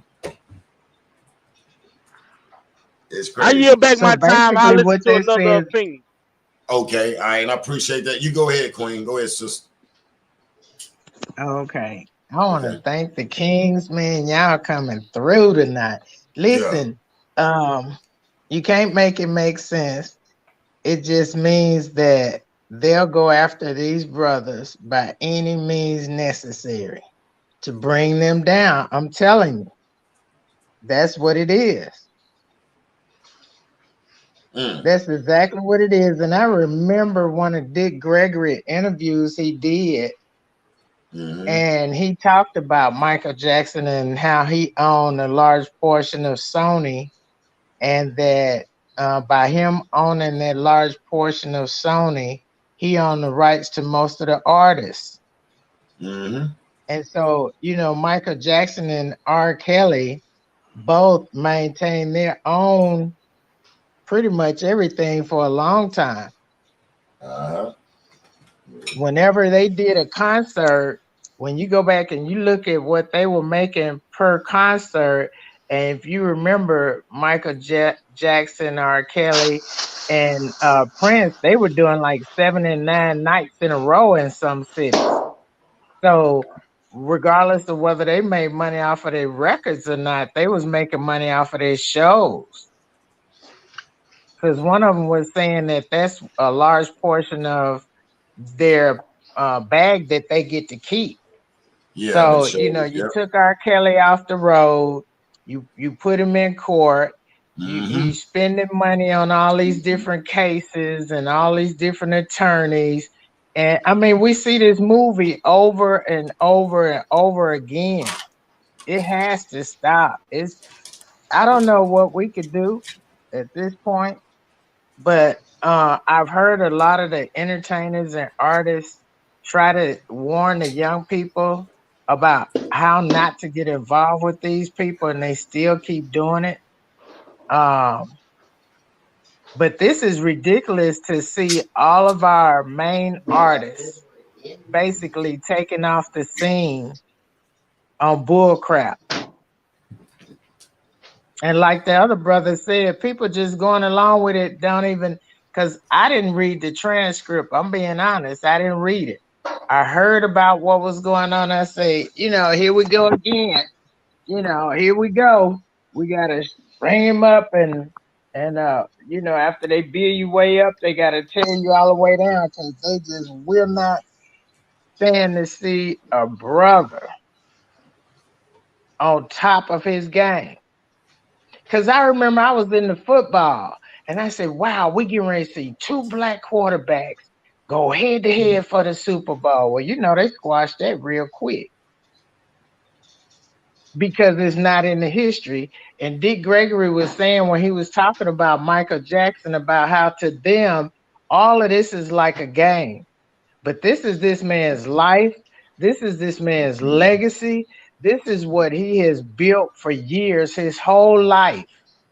And just like Shanquilla, just like me and you, hey, we might have done 1, 2, 10 things wrong, but that doesn't give them the right to keep trying him over and over and over for the same thing, to keep trying to keep him locked up in court so that he can't support himself and his brand. There's nobody else in this country, that they've done like this. I've not seen them do any white men like this. I've not seen them do not one like this. Sister, can I say something right quick? Because that's a good point you just made, and I don't want to be rude or nothing, but when you talk about that difference, and you gonna speak the difference once you continue to talk.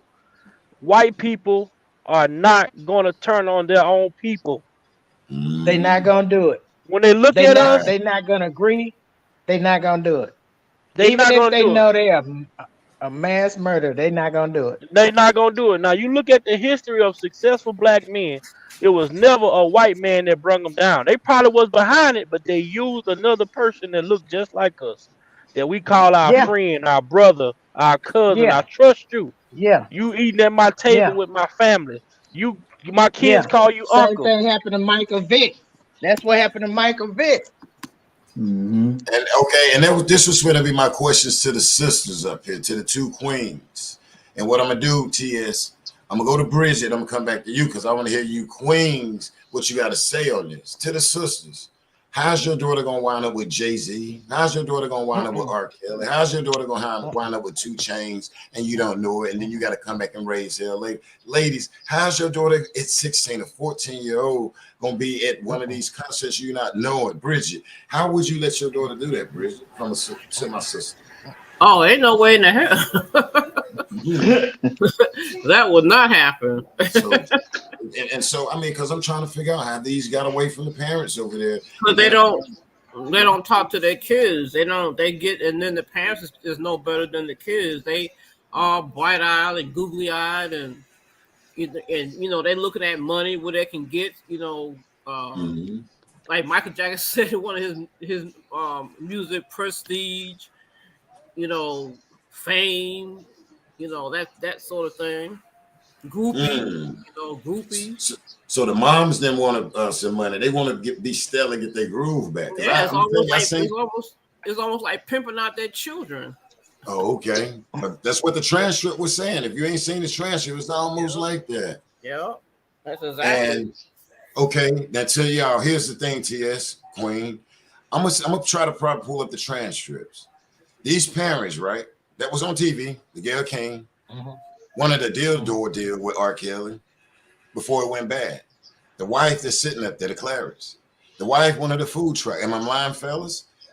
They didn't put it. Why wasn't this out there? And then R. Kelly didn't do the deal with the dad, the Angelo Clary guy. This guy got pissed. Facts. But to me, we don't know it. And then when he get on TV, R. Kelly's a predator. He's this and this and this. This guy got a long damn history record. I talked to the people in Baltimore where he from. And they wanted me to make sure he let her know that Hack broke his nose up at the shopping center. That's what the real G's keep saying. Remind him that Hack whipped his ass up there. The guy that's on Surviving R. Kelly, that's from Baltimore, Maryland, and the OGs, if they in there, they rebuking him. How can a transcript say that this woman drove her daughter from Florida, what was it, y'all, like 8 hours in the night to R. Kelly's show? You remember the transcript? Yeah, I think it was about 8 hours. Yeah, what was the 8 hours Florida, to all the way up to the Dolphin Hotel. Right, and then she tell the lie about her age. They didn't put it on TV, and she the main one up here with Gayle King and that. Man, who does that? It's well, mom would do that. Yeah, and see, parent do that. Yeah, and see, the thing is, you got to realize when you look at R. Kelly now, you have a man, and everybody talk about, well, they're gonna come after they're gonna come after these other people. No, they're not. They're not gonna come after these other people because of the fact. they don't have a music catalog that's worth in excess of $1.5 billion. Yeah. Remember that. Ooh. That's number one. And I'm gonna tell you another thing I think is gonna happen, and it's in some of this is also starting to slowly show now. Those women that didn't get no restitution and other people, they're about to go ahead and flip their stories now. They're gonna start to turn around and start saying that the government coerced us to lie on R. Kelly and forced us to lie, and then they're gonna start changing their stories. Already Tracy Sampson, another one that came out against the government. Look at it like that. Oh, good point. I'm gonna take their balls if they do that. I mean, because I'm a man. I ain't trying to, do it right. I mean, that's like, say, for instance, how Shanquilla affected people. It really affects you. You have brothers out here, when we see what the federal government is doing to Kells, okay, we ain't saying they got perfect, but damn, how many times you trying to kill a person? Y'all using rituals trying to kill a man and bring him back to life. Then you doing all this shit, you killing him and bringing him back to life. You burning the guy. Wait a minute, hold up. It's like, hold up. Then I'm looking at these ladies. I'm looking at the parents. A lot of people, they said little girls. And then you got this DJ on there that he met. Then you got this girl that uncle lived down the street, grown as hell, got a grown daughter that's in the house. And then people saying, see that, the little girls? Man, I'm looking at, we looking like, this is not little girls. This surviving R.KELLY, all this. He put me in a dark room and all of this. He won't let you move. I'm a multimillionaire. Your ass is not walking through my house. You're not walking through my house. That narrative that they come in, you're not walking through my home, my mansion. And so guess what? When you get mad, you're going to be telling the people, Black didn't let me go to the West End. You're damn right. He ain't let me go to my kid. You're damn right. You finna call TS. You finna call my homegirl that you're going to say that's an enabler that I trust. Your ass ain't finna walk through my house. So when I seen him saying all of this about Kells, he don't want you to, he put you in a, no, it ain't that serious. You agreed. And when you that's how you move with an entertainer. Look at Rihanna. Okay, real quick, the Super Bowl. Listen to the dances. It was real strict. It was like boom, boom, boom. That's what happens with entertainers. And then the wood, the money don't go right. Then they up there, he ain't want me to leave. Nah, I'm like, no deal. Nah, man. And then you have people, smart, intelligent people say they don't believe everything they hear on TV. Believe it. Man, bruh.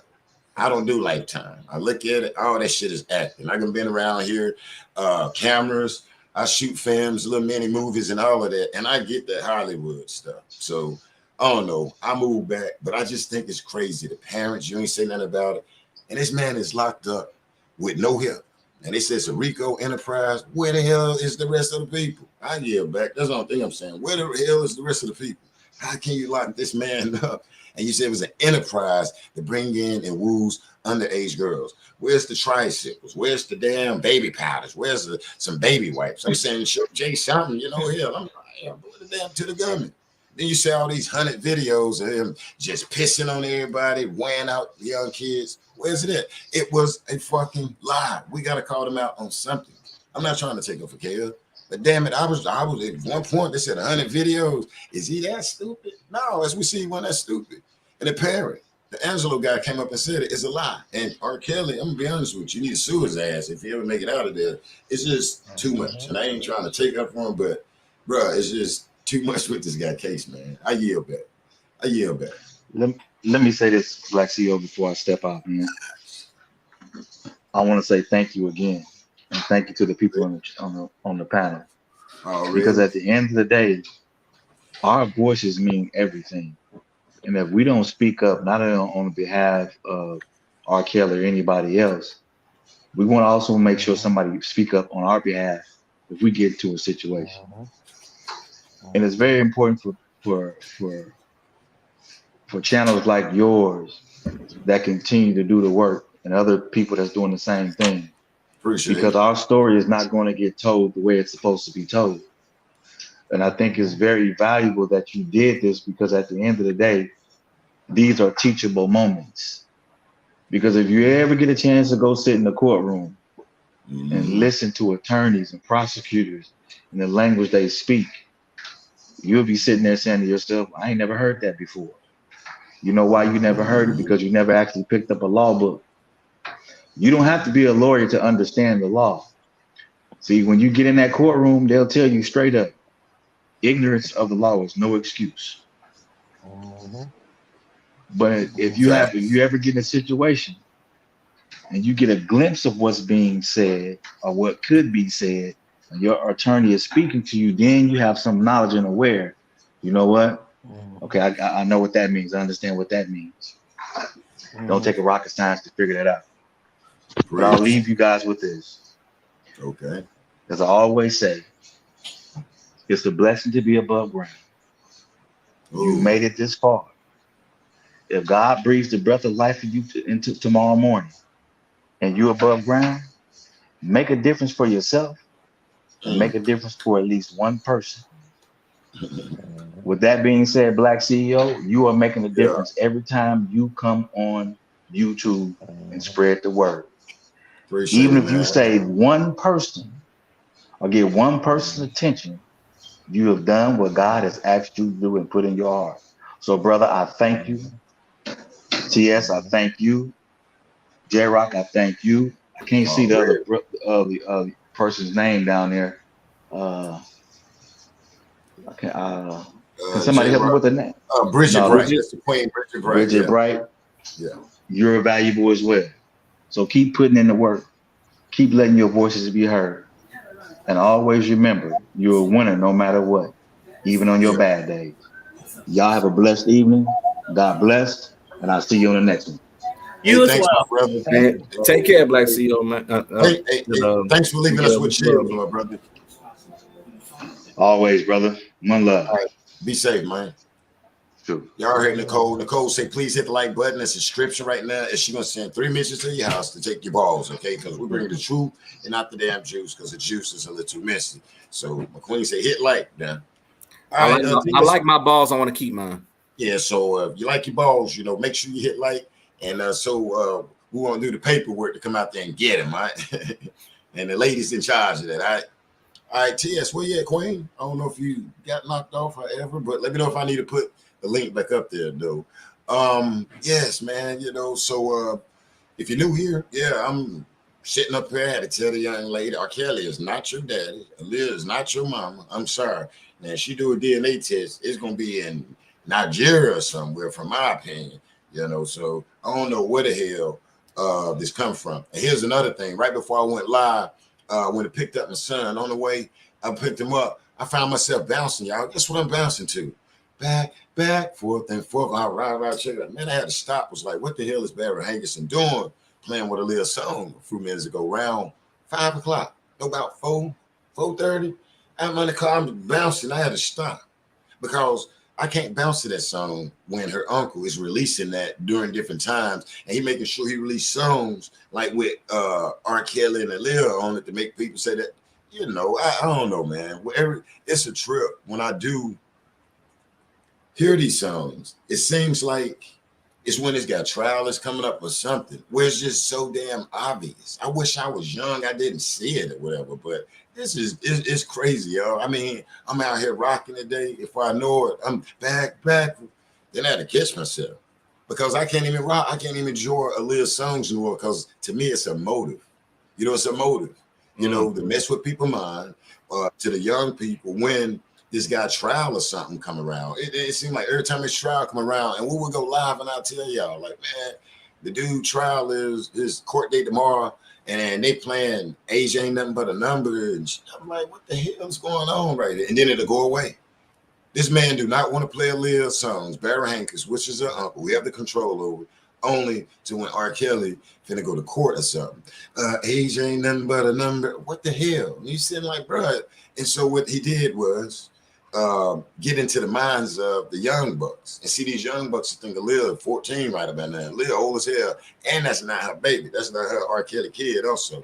But these people think that Aaliyah is damn young and little right now, and I get it what they was doing to help bring that brother down. Because if you talk to something that he was with Aaliyah, I'm looking like, you little young ass. Aaliyah ain't your age though. They connecting with it, you know, and all of this, you know, I can go in here and break this down. The manager, right, real quick. Y'all remember I was taking his balls, Demetrius Smith. You remember I was taking his balls? Some people gave me credit saying he was. Some people gave me credit behind closed doors. Y'all said, "Ye the reason Jay he went on the stand and didn't, and told the truth."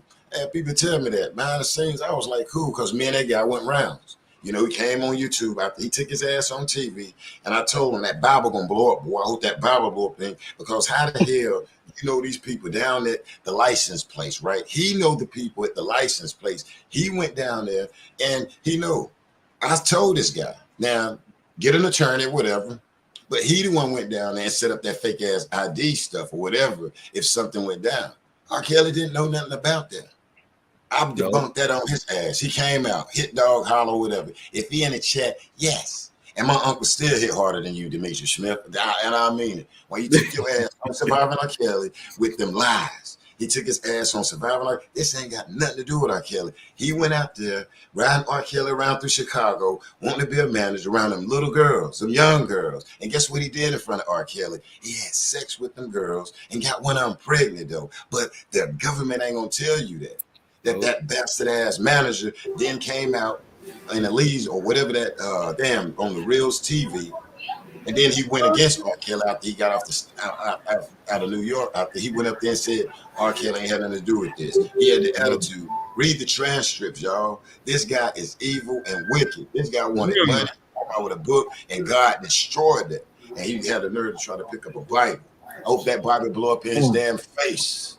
He looked at Black, and I'm a year back. But y'all, when you read the transcript, these people that's around him from old school is rotten. That manager, that what goes on Surviving R. Kelly, when he was around R. Kelly around in that car, ask him about it. R. Kelly was a young guy, and I asked him, "Did you teach R. Kelly that shit?" That's the question we need to be asking. He see you do that. Because why is you land up with young ladies R. Kelly age and your grown ass riding that boy around through Chicago, innocent before all of this started. But they're not going to put that on the TV. They're not going to break that down. And why didn't they arrest that manager? They gave his ass immunity. I year back. They gave him immunity. We ain't even finna lock you up. And that is wrong.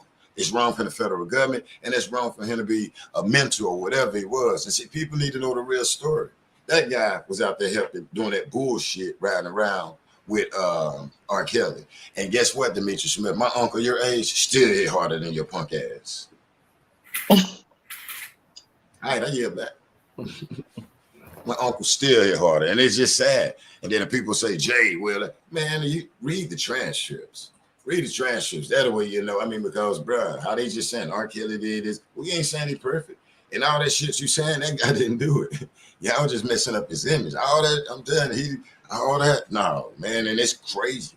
And, you know, a person to come with Jay here, well, damn it. Well, okay, well, you to show me something you don't know. Then you'll go back to this tape. Okay, well, they proved in the damn first trial legally that you know, that he was not guilty of it. And some people, hey, you don't want to let it go. Hey, I don't know what that's to tell you. And then they changed the laws and the statutes to get his ass with this alleged ass tape. Come on, double jeopardy. I yield back. So I can drink some water. Well, but these people is crazy, man. Talk to us, Jay. Well, Black. Yeah. We're not gonna let Demetrius Smith just ride off like that. Demetrius Smith. Because I'm gonna tell you right now. Surviving R. Kelly. Yeah. Like you say, he was on Surviving R. Kelly. I'm gonna tell you something else that Demetrius Smith did, and I know some people already know about this, and for those who don't know, Demetrius Smith lied on that stand in New York. Now you can say he lied about omission, whatever the case may be, but he lied on that stand, and I'm gonna tell you how I know. Demetrius Smith said in the transcript that you so eloquently mentioned that he contacted R. Kelly when R. Kelly was on tour, and he said that he called R. Kelly saying that Aaliyah was quote unquote in trouble. Now he said R. Kelly stopped his tour, flew back to Chicago. That's when the marriage took place. At that point, when he flew back, that's an outright lie, and I can tell you how I know, because Demetrius Smith, although he was a manager, see, R. Kelly had a tour. He was on the 12-play tour, and the tour stopped in Lafayette, Louisiana. While in Lafayette, Louisiana, R. Kelly stopped by this gym called Red's Health Club and played ball, because everybody know how much R. Kelly loves to play ball. While at Red's Health Club, R. Kelly's entourage then got into a fight which resulted in an aggravated assault charge. Preach. And then the assault charge, matter of fact, the assault charge got escalated to a felony assault charge. He then had to leave Lafayette, fly back to Chicago to meet with his attorney, then flew back down to Lafayette. There was footage on KLFY TV 10, the local news affiliate, with R. Kelly going to court with his lawyer. At that point, that was the time, that was between the end of August, early September of 1994. That's when that happened. Now, it said that R. Kelly and Aaliyah was allegedly married August 31st of 1994, which would put it right in the middle of the whole thing. Another reason why I know, because see, at that point, I was home from school. I wanted to go to the concert, but wasn't able to go. But my brother and his wife did. They went to the concert, spent the night in Lafayette, came back home, told me all about the damn show.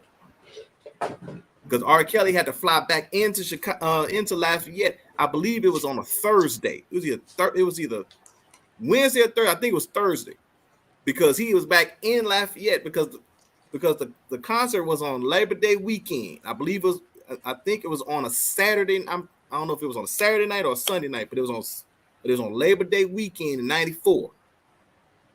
And if you ask anybody in Louisiana, particularly in the Lafayette area, they will co-sign everything I just said. So R. Kelly went back to Chicago to meet with his lawyer to deal with the drama that happened in Lafayette. He did not go to Chicago, fly to Chicago to marry a minor. Preach. He didn't. Wow. So you saying the guy perjured himself? He need to go to jail for perjury. He perjured. But see, here's the thing. You can say he lied on the stand for why he did it, and then you can say he lied about omission. So here's the other point. If R. Kelly got a felony assault charge and he got an entourage that got in a fight, wouldn't that have contributed to the RICO for prosecution? Wouldn't that have contributed to the so-called enablers? Why wouldn't Demetrius Smith mention that on the stand? Wow. Because he would have been found out to be a liar because of the reason why R. Kelly really went back to Chicago. Demetrius Smith. And that information was never disclosed. And what he did, he got with, and I hate to say, allegedly Barry Hankerson, Demetrius Smith, and I had the article. He said McDavid and said, we got to get them married. They conspired with that married thing, and that brother Rob didn't know. And let me tell you, people, when you get in the music industry, and me and the brothers, we repeat this. Like what I said with that, I'm going to come in and add. When you become a big-time entertainer, you have to have a manager at times. You have to have some type of power turn. I go to jail, you got to have somebody over your money, over your different things, so that you trust. Demetrius Smith wasn't over it, but Barry Hankerson was, which is Aaliyah's uncle. We see how he felt. We understand there was some other relationships that he didn't approve with. When it came to Rob and maybe his sister, whatever, okay. But when you go back and do the research, y'all, to the people who haven't done the research, man, this marriage thing is sad. This guy, it was put on him. This guy and Aaliyah did not go out here and get married. This guy said that R.KELLY and Aaliyah follow him down behind their car to go get married and all of this. And people debunked it. But the government is saying no deal. The government, they had it set up this time around to where, the people that were speaking this time around, no, boy, they had it set up, y'all. But this guy here got immunity, didn't he, J-Rock? Didn't he, fam? That way, all this different stuff that we saying, T.S. and Bridget Bright, could not be brought into court. Everybody got immunity. He got immunity. Everybody got immunity. Wow. Everybody got immunity. And when you look at everybody, and I'm gonna yield back, tell them, J-Rock, everybody, you'll see where they went to R.KELLY. Everybody that got immunity, they like, no, forget what you done. What did he do or something? Crazy. I yield back. Yeah, you're right. Everybody got immunity. How can you have a one-man RICO? One man. I mean, one man. That's not even legal. Hey, they changed That's not even legal. They changed statutes and stuff, the brothers and sisters were saying, to get this guy, man. And it's double check. I mean, just think, y'all. How can you? He the only one locked up. Then they did Chicago case with the managers and the nephew and all of these people that supposed to be holding helping them and getting money, and they acquitted them and locked this dude up even in Chicago. This is why this guy finna win the New York trial when they appeal it. Hey, I ain't trying to piss nobody off. I ain't saying I got perfect, but I'm sorry that he got to sit a few minutes. But when you look at this, when you go back to New York, you're gonna say, well, damn, we had these people in Chicago that was part of the RICO and they was acquitted. So how the hell can this hold up in New York with these grown ladies and y'all say this is a RICO enterprise? It's gonna fall. I think it's gonna fall because of this state case in Chicago. These people, and then people got to look close. The damn prosecutor, DA Kim Fox, was like, "No, I don't want to smoke. It's too much." No, keep doing it. You said that shit. The lady said the shit off. And so when I seen her come out and say that she wanted to drop the charges, man, that's foul from a female, from a queen, a so-called sister, whatever. This man wasn't even freaking locked up, and you went out there with a 1-800 R.Kelly. If he did something to you, and guess what? The same damn people came back. The same damn people from the first trial got the popping up that they discredited in the first trial. The same women, all of them came back. It's the same crew for the first damn case. You got the new ones, the grown women, but all these damn old people came back and got knocked out the box again. Got knocked out of the box. What they wanted was to try to get this guy on this alleged video that I didn't damn look at. Now I was glad. Hey, the first trial, I was just a fan or whatever. It's over. I don't want to see nothing. I just But it's sad though, man. When you look, they went and got all these damn people from the past. And then here's the thing. I'm gonna say this real quick. You got a young lady said that she was on a tour bus on Surviving R.Kelly, and the tour door opened up, and Kells was back there busting skins, breaking mattresses, wearing Aaliyah out and stuff. This young lady say this at the same sentence. This young lady say, "Well, we was close." Even though R.Kelly had Aaliyah, you got all these people around R.Kelly. Man, Lil was close, man. You ain't even hired her, so how's you so damn close to her? And then this damn tour bus opened up, and R.Kelly back there busting. Hey, rest in peace to Lil, not busting her down. You ain't gonna tell your mom at the time. You ain't gonna tell your daddy. You ain't tell nobody until 21. You want to get on TV and say the door open. You don't survive R.Kelly. He was back there busting it down. No deal. No deal. That's not your friend. Aaliyah wasn't your friend.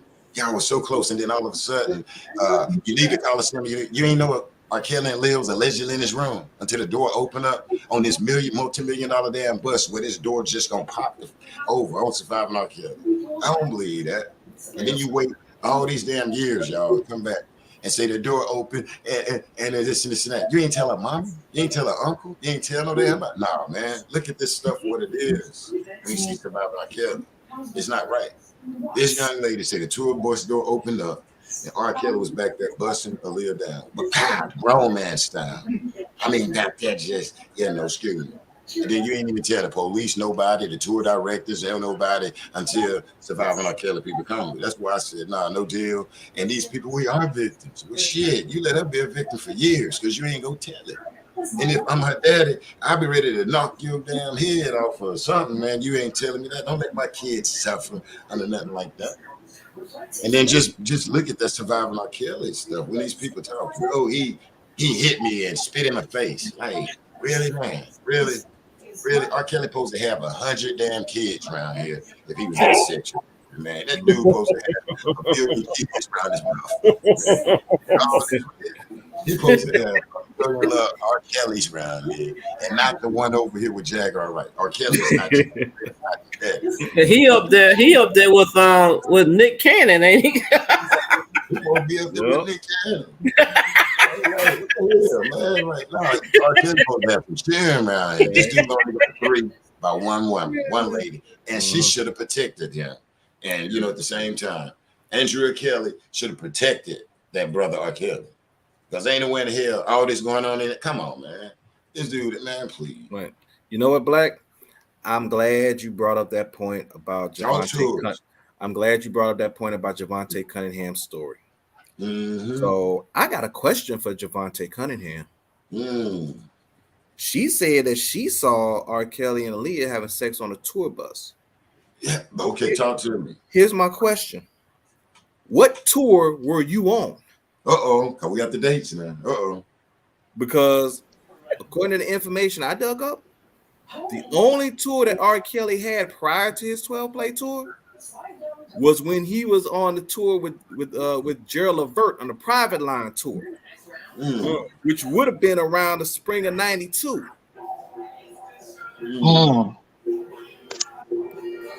So unless he had a couple of shows disclosed somewhere else, because Aaliyah's album didn't come out till May of '94. And usually back in the day, if you have a tour and you drop a single and you drop an album, you got to have about at least 2 hot singles, maybe 3. Got to be enough of a buzz to generate a tour, roughly. And usually that probably would be like 6 months after the initial album release date, for you to go ahead and try to roughly to kind of put yourself in position for a tour. R. Kelly didn't have a tour. The only tour you would have been on at that point was a Private Line tour with Gerald Levert. At that point, Aaliyah probably wasn't even hanging around heavy at that point. So Javante Cunningham, what tour were you on when you saw R. Kelly and Aaliyah having sex together?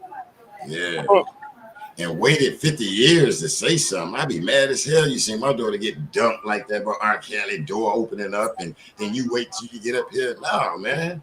Come on, people. That's what I'm saying. Look at that. And then you up in R. Kelly this and R. Kelly and crap. Not saying there's no victims out there. My heart go out to the victims. Only thing we saying is that documentary. I'm like, no damn deal. I mean, I'm using common sense. I mean, then you hear this young lady. I seen online. Man, Aaliyah was, and me and Aaliyah. R. Kelly hired Aaliyah. So you know her because Rob is the guy that hired her. And so that right there be a red flag. Like, so when some people's like, he don't want the dancers talking. I see why. Because he basically talking about child as, he bringing his peoples in and you feel like you need to be close to her. And then talking about a damn tour board. That right there, I'm just waiting on her to say, okay, when it opened, it was in there having, well, why you ain't tell her daddy, her brother, her mama, tell somebody besides us on Surviving R. Kelly trying to get his damn balls taken. I mean, no, man, you all these years, I just can't, as a female, when did you start caring? When the hell did she start caring?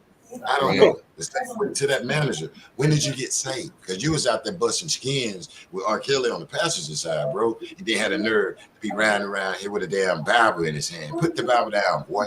And that's how don't play with them. Put the damn Bible down, boy. And oh God, set your ass on fire. That's how I talked to that manager dude. He came under my chat, told me I don't know what I'm talking about. I'll be damned. One thing I do know is, like I told him, R. Kelly didn't follow your ass to no place, him and Aaliyah, to get that. And I'm sorry. And I told his ass. And then he went up there, if you follow the trial, he was one went in there and said, nah, R. Kelly didn't do that. And his statements makes a good, they need to listen to that guy, because he was there in the beginning, from when R. Kelly was in the subway and all of this. All the way up till they met Barry Hankerson, ain't that right, J-Rock? Till they met all of that. He memorized being young. And then they pissed him off when R. Kelly got that chick. And he thinking he a real manager. You're not a real manager, boy. You wasn't a real fucking manager standing there with that notebook. When did he get that Bible? So when did this old man get saved? After he set R. Kelly up or before? Nah, man. And then here's the other thing. This same manager went online and walked in the room on Toxic Diamond, the blogger, and try to get him something. This dude come out and try to screw the damn blogger. Oh, nasty self. If he in here, here's the thing, and I'm gonna say this. What I should tell him? Oh, your balls got hot. This girl interviewed, brought him into the house, and he up in the middle of the night with the pee out, trying balls hot. Ew. And I wish I was his brother, because I would have whipped his ass in my sister's house. Don't she supposed to be interviewing you? He did. This guy was busted. Why ain't the courts talking about that? I seen the interview. The bastard had to apologize to the young lady Toxic Diamond. I'm sorry. The fuck is you up doing trying to go in her room, bro, to get something? And you get out of there. He's sitting up and saying, R. Kelly this, R. Kelly that. He's saying all this. No, man. Demetrius Smith is evil. He's nasty. His balls get hot. Don't let him come in your house. Don't trust him, ladies. He better be glad. I would have tore his ass up, though. I'm serious. I'd have called him on the next round. Like, And I'm serious. See, people don't know the whole story of that R. Kelly thing. We heard him as the bloggers, how we follow Shanquilla, we following the manager. He was, damn, that's the manager. You know, I ain't the guy be cussing his ass out one day in my comment section. And then he doing the interview with Toxic Diamond. And then she come on the next day because he up there where she stayed. And I guess she invited him to stay. This bastard gets up in the middle of the night toxic. He wants some titties or something. His mouth watering or something. Ew. Oh, nah. We tell him to do a damn lawsuit because I got the video. Tell him to try to censor me. I got the hey bro, I got the paperwork. The bastard that was on Surviving R.KELLY. I got paperwork on half of them dudes that was on there, man. It's sad. And then people, Jay, I got a daughter. Shit, I got a daughter, other mama, whatever. But them bastards there, it ought to be ashamed of themselves. The same shit they say R. Kelly doing is what they doing. This bastard went up to Toxic Diamond house. Balls got hot. And I'm be honest with you, got to walking. Yeah, he one of them little nasty ass uncles or something that people need to be talking about tomorrow. R. Kelly. And did the exact nasty shit that he said R. Kelly was doing. I'm a year back. Ain't that right, J-Rock? He didn't do that. He did. You right. My sister Nicole will tell you. You right. Can I tell y'all something? And then I need to go because I'm helping one of your. Okay. I'm helping one of your residents in North Carolina tonight, so I can't stay on to the end. Right. But I just wanted to say this. I don't know about everybody else, but I'm tired of hearing them drag our brothers through the mud. And everybody else just sit back. Now, as far as I remember, it's a lot of people came up off of R. Kelly. He fed a lot of people. And now when it came time for him to go to court, I want to know where the hell all them people at. Oh, them the witnesses against him? That entourage he had, that's who was on the witness stand against him. And I'm like, dude, how you gonna have RICO Act with one person? See, it's we separate and not equal because they flip the game whenever they want to prosecute us and lock us up. That's why so many brothers in prison. Because they tailor the case based on getting the brother locked up for many years, many years, while they let people like this guy that did what he did in Florida to Trayvon Martin, the one out of where's George, that when his George mama Zimmerman drove him cross line with an AR-15? What's his name? Kyle Wittenhouse. You know, all these people walking around free as a bird. More specific, please. But you get a brother that's like R. Kelly, Michael Jackson, Prince. We can keep going down the road. Tupac even told the judge, y'all got me in here for raping her. I should have her in here for raping me on the dance floor. He said, ooh, these women is chasing me. I should have them in court. Well, maybe R. Kelly should have took their ass to court. Because all they wanted to do was get money, ball and parlay. Get money, ball and parlay. This is what's in their mind. And there's not one parent, I don't give a damn if it's the mother or the father, that don't know where your 16, 17, 18, 19-year-old daughter is. And you ain't gonna be standing up talking to no damn media. You're gonna be at the police station filing a missing person report, making it legal. You trying to come up off of him too. I am so tired of seeing this same movie over and over and over again. But where the sisters at? I said this last night about the women, but where the sisters at that was falling out at his concerts, that was taking pictures with him at his concerts? Where all those people at? Because like you said, Black, if we hadn't read the transcript, we really can't make a judgment against this brother. Yeah, it's crazy. We wasn't there. We don't know where all these people come from all of a sudden. And didn't look like to me, I'm just speaking for me, it didn't look like to me like any of them had gone through any drama, trauma, or stress. They looked like they were living pretty good with R. Kelly, and they probably regret they even got on the stand because they probably want to go back and live with him. Truth be told. And I'm gonna end it on this. Okay. My grandmother and grandfather got married when she was 14. Okay. He was 16. So back in the day, that was acceptable. That's the reason why they had children at 18 and 19. That's why their children look so young, because that's what it was, even in the biblical days. So, irregardless, when these people knew that their child was at his house or any other brother's house, you wait all this time to try to come up and say that this man did something foul to your daughter. That's no deal. That ain't gonna work. No deal. Your story is not matching your actions. So for me, it don't work, and I hadn't even read the transcript. Yeah, it's crazy. It doesn't work. It just doesn't work. I know if I had my ass at a grown man house at 16, 17, 18, or 19, which I was in college then, my mother would have beat the brakes off me. Right. I know that's right. Okay. She would have beat the brakes off of me. I'd have told her. And it would have been hell to pay for whoever dude was. Okay, because them she'd have sent my brothers for it. You know. Yeah. Say, what's up? Yeah. Okay. So I'm not believing those stories, and I haven't even read the transcript. It's crazy. It's not adding up. Even the difference in growing up then and growing up now has not changed when it comes to a mother and a father's daughter. When it comes to protecting their daughter, it does not change. So it's some mud in that water. It's some mud in that water. That's some Mississippi mud there, baby. Where they from? Mississippi?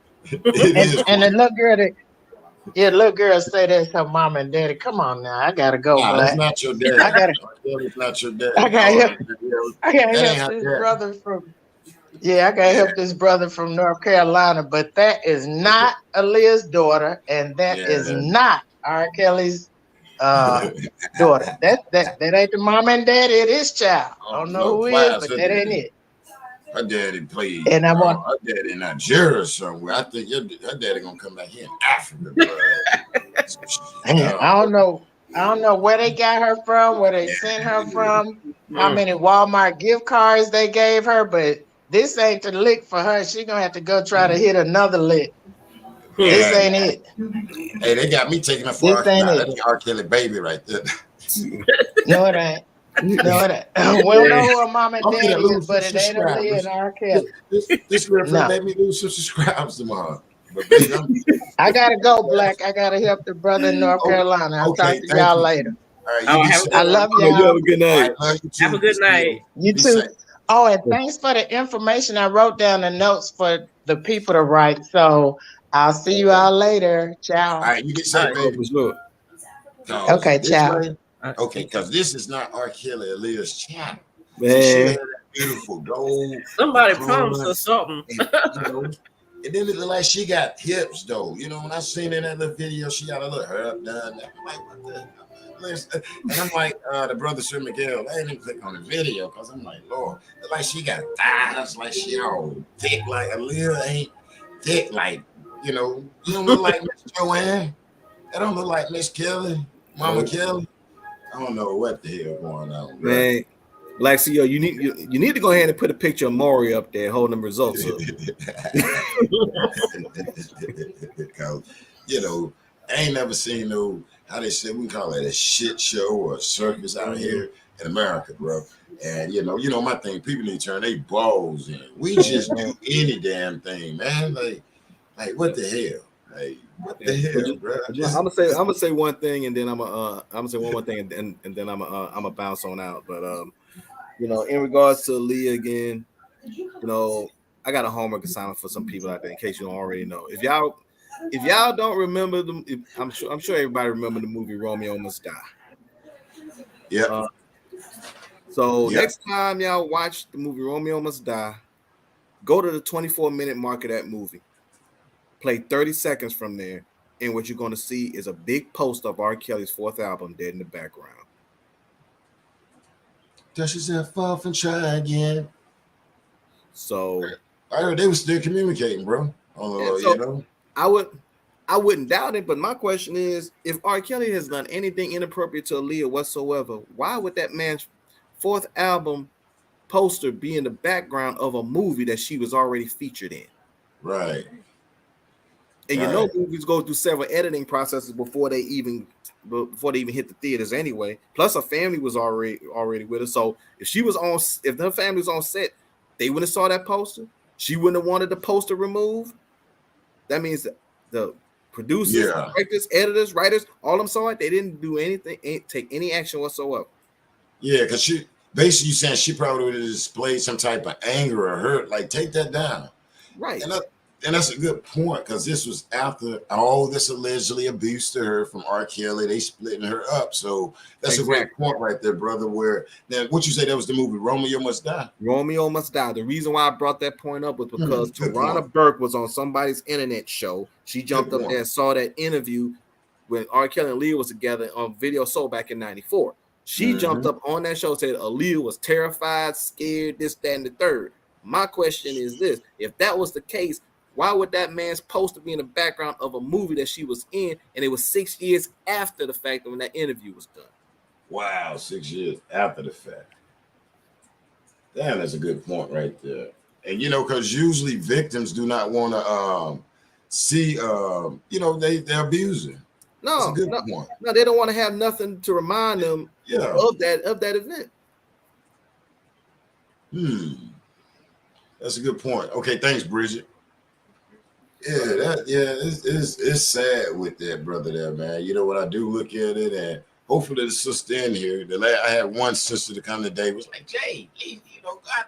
Okay, I got a little time. I'm feeling better. I was gonna get around to it. Me, I think it's just a full sad situation, man. And I mean, I never seen so many like entities come to try to take a man down, you know, and you know, and it's like with his personal life or brother's sex life or something, and you know, like what that damn, it just be hard to damn explain, man. I mean, then the transcripts. I know me and you is definitely aware of the transcripts. A lot of people that ain't. It's amazing. I mean, they put all this stuff out about this man. When you look at the transcripts, I never seen these ladies been given allowances of $5,000. You know, or you know what I'm saying, every Christmas. A month. They just get a month. I mean, they got what did I think? Like Lily them said, Uber cards. You know, they can go wherever they please. These people have like you know transportation cards through Uber where you can, you know, leave whenever you want, man. And it's but at the same time, and as she explained, the sister Lily, you know, being in the Trump Tower, they had to move a certain way due to the fact they was with him, you know. And then after all of this damn setup jump off, they switching, and then you turning that into like it's some type of RICO enterprise, like you've been hidden and all of this crazy ass stuff. And it's crazy how they took this man's lifestyle, the way he got to move, and turned it into a RICO and an enterprise and all this damn nonsense, y'all. It's sad they took away his superstar. You can take Ron Isley, you can take any other entertainer and the way they move, and you can create some type of RICO around it. Dealing with ladies or dealing with however whoop the whoop, any entertainment, you know. But it's sad. And another thing before we go, R.KELLY, when he did take some of the ladies on tour, right, y'all, for the new people, when he took some of them across county lines, a lot of the statutories of these young ladies, the age thing, that's what the federal government was dealing with. And they said he was sex trafficking. No, going on tour, you have to get permission and these different, you know what I'm saying? They took that and turned it into trafficking minors and all of this. That's what they took. If I go on tour and I say, hey, I'm taking my mom's friend, daughter, and son, and I have to make sure that age is right. So with these young ladies, let's say if there was no sex, there's going to be some sex when the police talk to them if they agree. And so they took that, like I say, this guy traveling, going from state to state, working. This guy doing his damn thing.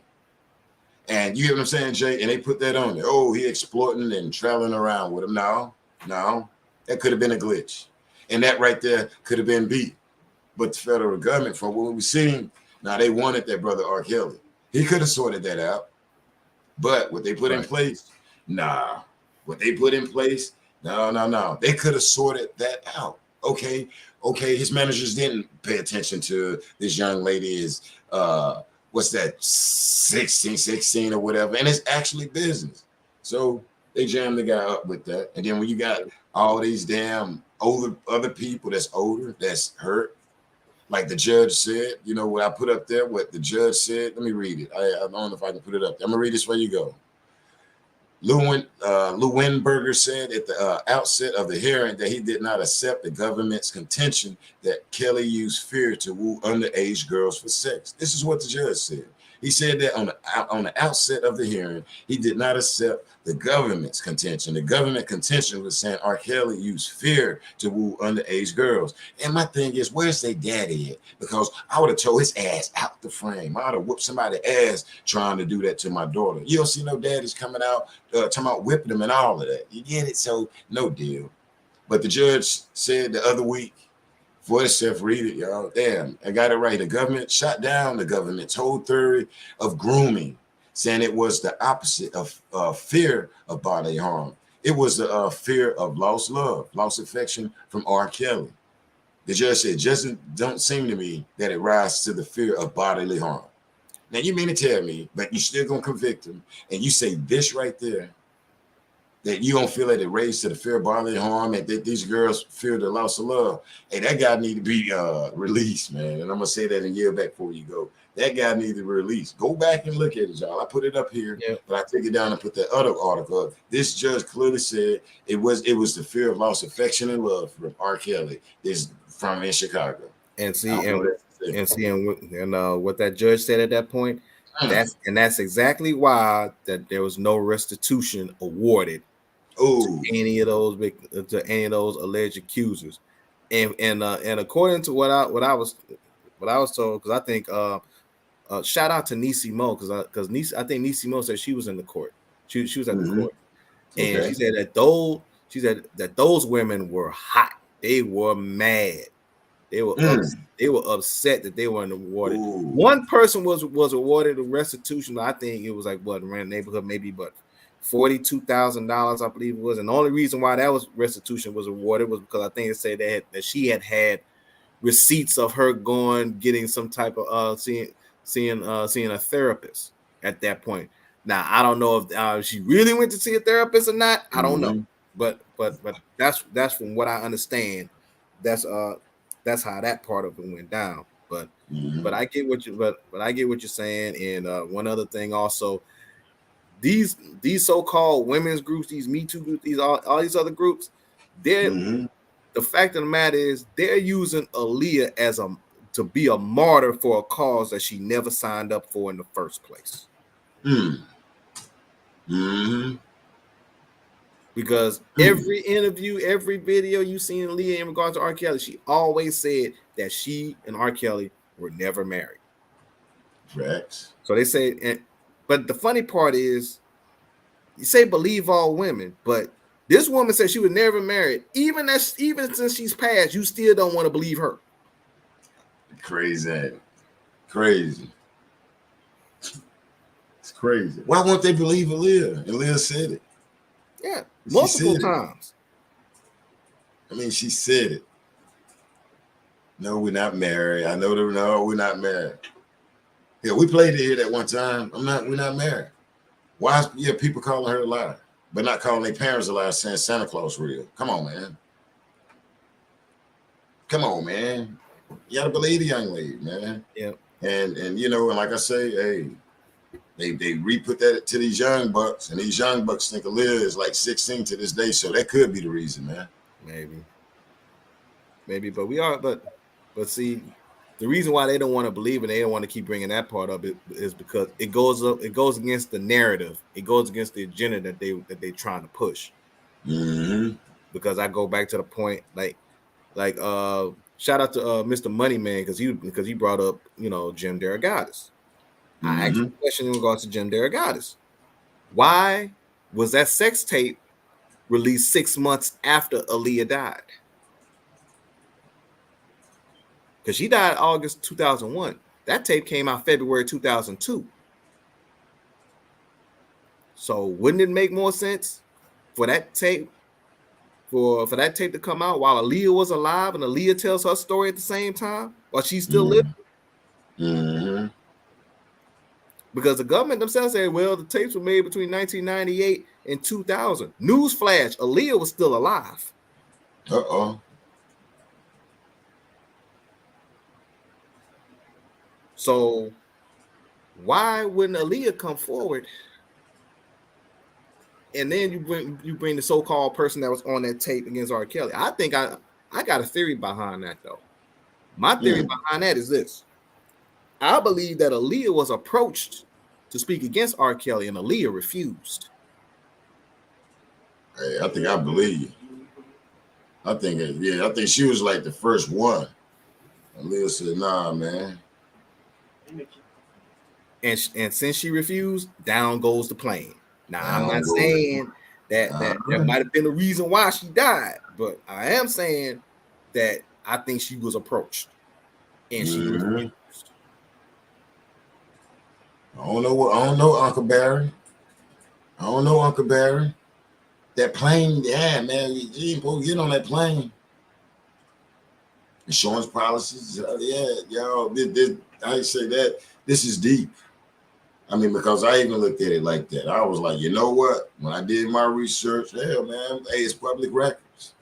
I seen a lot of money where the uncle wanted his money for them albums when his niece passed away. And it just didn't look right. When you're a manager, it's up to you. That plane, you got to make sure your artists had a proper plane. Like I said, I dealt with the industry a little bit behind the scenes, and these managers. I seen how the managers operate when they get off the damn bus. When you pay them and they work for you. Everybody, when they say like attention, if it's a mention, a couple of you stop. They let you know where your hotel rooms are. They let you know the do's and don'ts. They let you know all of this. The managers, I seen it. I seen EPMD get off the bus. I seen and their manager, Def Jam manager come out with a bag full of keys, bro. Like, okay, we got this floor. And I'm standing back like, damn, that ain't nothing but money. Young dude in high school. But yeah, I'm out there trying to get the experience, bro, with the managers and stuff. And while the managers over getting them right, the parking lot filling up with groupies, bro, from the show. Women, girls that I knew, man, it's crazy. And they sitting up here, oh, he do this, he do this, and you do that. No, bro, I didn't understand how this young lady pull up, and that's my homeboy girl. And my man tell me, watch this. Did I see this on TV? And my homeboy girl is out. That was a long time ago. And to see that, hey, it's crazy. But I seen it firsthand though, bro. After the show, the manager talking, whoop de whoop, handing out keys. I'm saying EPMD, Red Man, every people, that's just one. I'm standing there with Paris and them before they broke up. And passing it out. We got this floor, we got that. I'm Def Jam people, whites, blacks. And then Paris. Yo, come on, Jay. What's your name, Jay? Shit, come with me.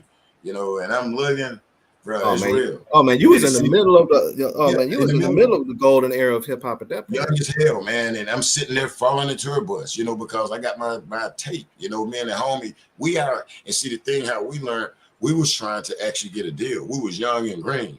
And so that when we start rolling up on this stuff, and we seeing like the chronic, the weed, the beer, and that part, it was weird to us.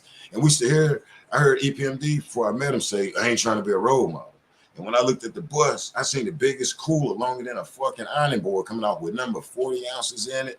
They coming up, bro. I seen crazy, real stuff. And the ladies watching it. And they over there like, these dudes got a cooler longer than an ironing board, bro, with number 40s in it. You know what I'm saying? Where they chilling, man. And, it's crazy. I seen brothers that was on TV. I'm standing there chilling with them, let's see, I think that was EPMD's group. we chilling, man, on the balcony, and we looking down, see cars pulling in, girls, and the dude looked like, watch this, man. You know what I'm saying? And went down there. We so young, I don't know what I'm witnessing. See the dude go to the car, come out.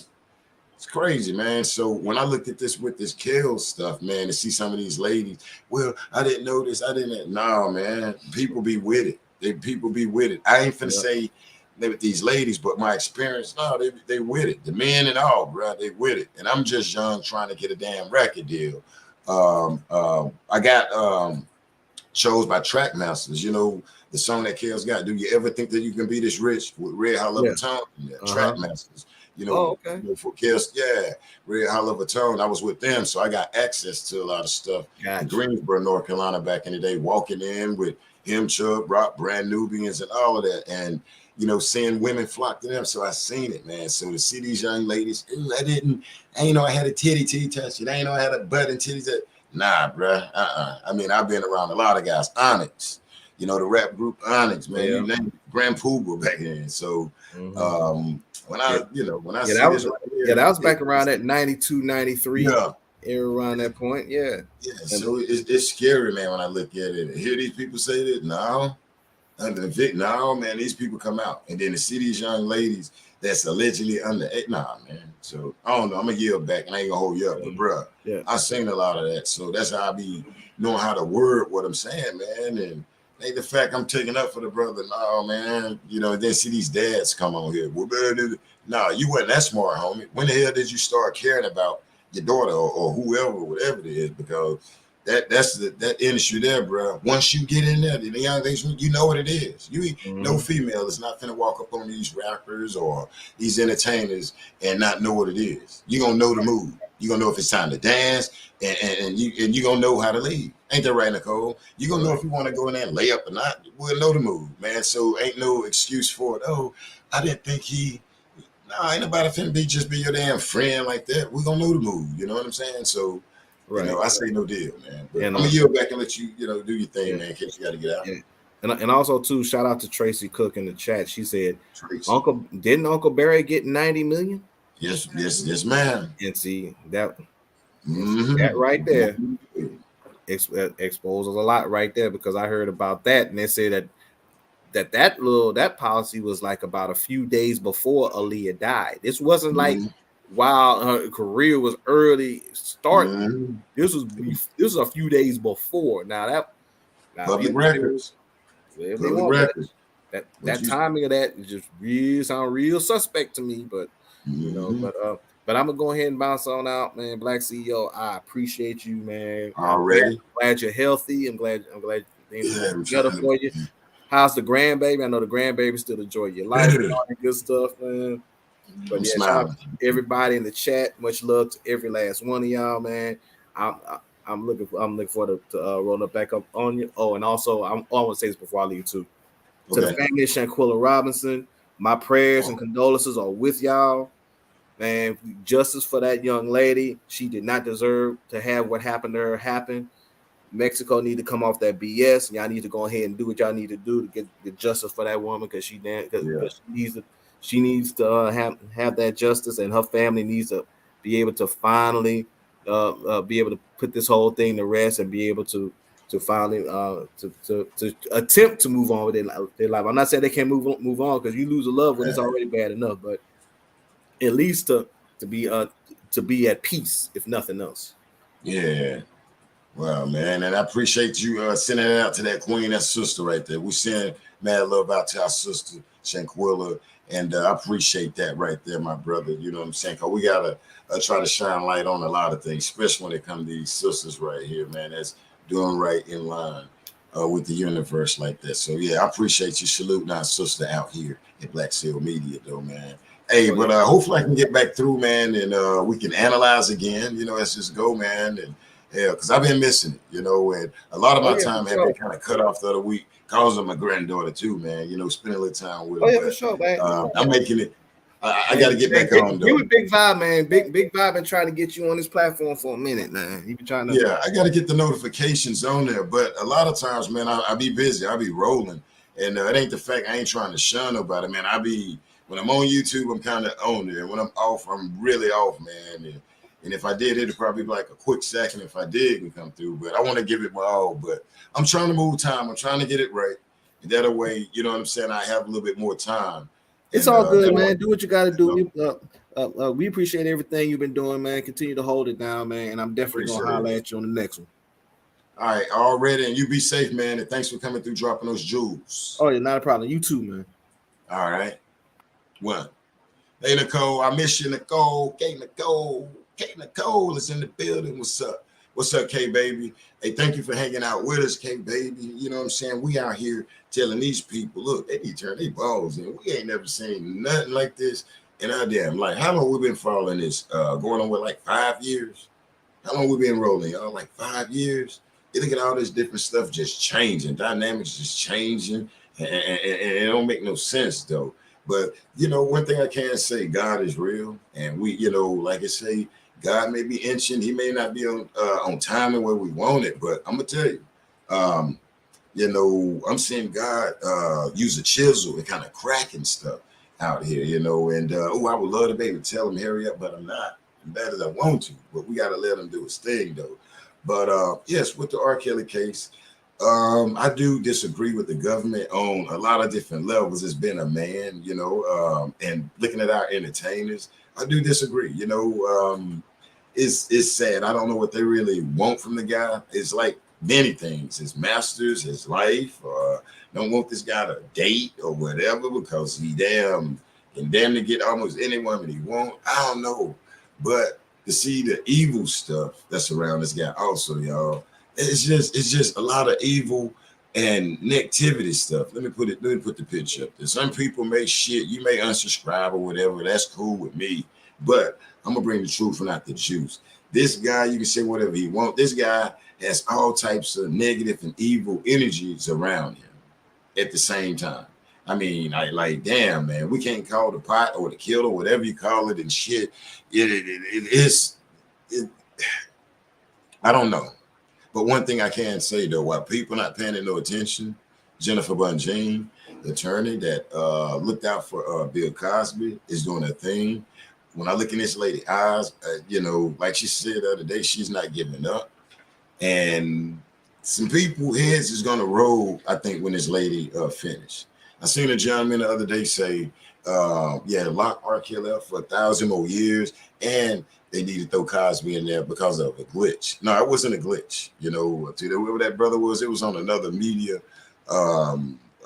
page or something I was reading, and the guy said that, yes, and it glitched with Bill Cosby. It wasn't a glitch with Bill Cosby. It was wrongdoing. It was clearly wrongdoing with Bill Cosby. So saying that brother, whoever that was, said, no, he needed 1,000, R. Kelly needed 1,000 years, and Bill Cosby got off over that. No, it was not. You know, this is not even glitches where that prosecutor dropped the case against Kells up there, Kim Fox. That was wrong. That's God right there. You know what I'm saying? Some people, I ain't talking about the R. Kelly thing. I'm talking about Kim Fox. Her getting up there. And then you want to hate R. Kelly? I'm breaking it down. Kim Fox. Yeah, that was wrong, man. That's God came in there and told her, I'm going to say with that prosecutor and told her, you better not do it. You better not do it. I don't know if God came in her damn dream or something and told her, you bet not. You bet not. But anyway, it didn't do. And that's a good thing, because how many times will R. Kelly be damn convicted? You know, how many convictions, man? I mean, and then when you look after it happened, you hear somebody say, damn, he was convicted, he's still going to court. Well, damn, okay, well, what do you actually think this guy done? So I don't know. You know, and they say little girls. What damn little girls? You know, I've been looking for these little girls and stuff. I got a little grandbaby. I see some toddlers. I see some, you know, where's the pacifiers? I'm just saying, do it right. You know what I'm saying? And you know, some people hate this, but hell, I'm gonna tell you, I don't like Lifetime, you know, network. I know y'all may love it like I don't. You know, please don't hate me and shit. Go on and unsubscribe or whatever, but I don't like Lifetime. It's documentary shit, you know, and it ain't real or whatever. So I don't know. But yes, R. Kelly is not that girl daddy, and Aaliyah is not her mom. Let's put that up here before I go again. That is not your parents. Where is it at? R. Kelly not your mom and your daddy.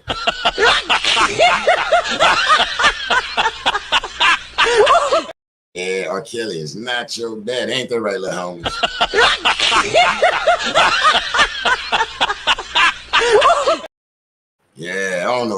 baby. Some people say that's Plies baby or somebody. I don't know who baby it is or who. Like I don't know where she come from. Damn, who baby is that?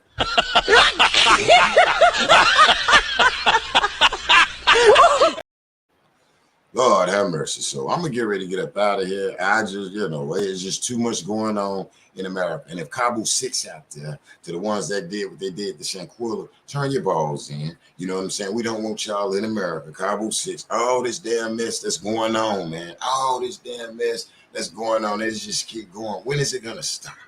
When is it gonna damn stop? Okay, well, I guess hopefully I can have some good energy and strength that he coming out here. That way we can damn take some balls out here.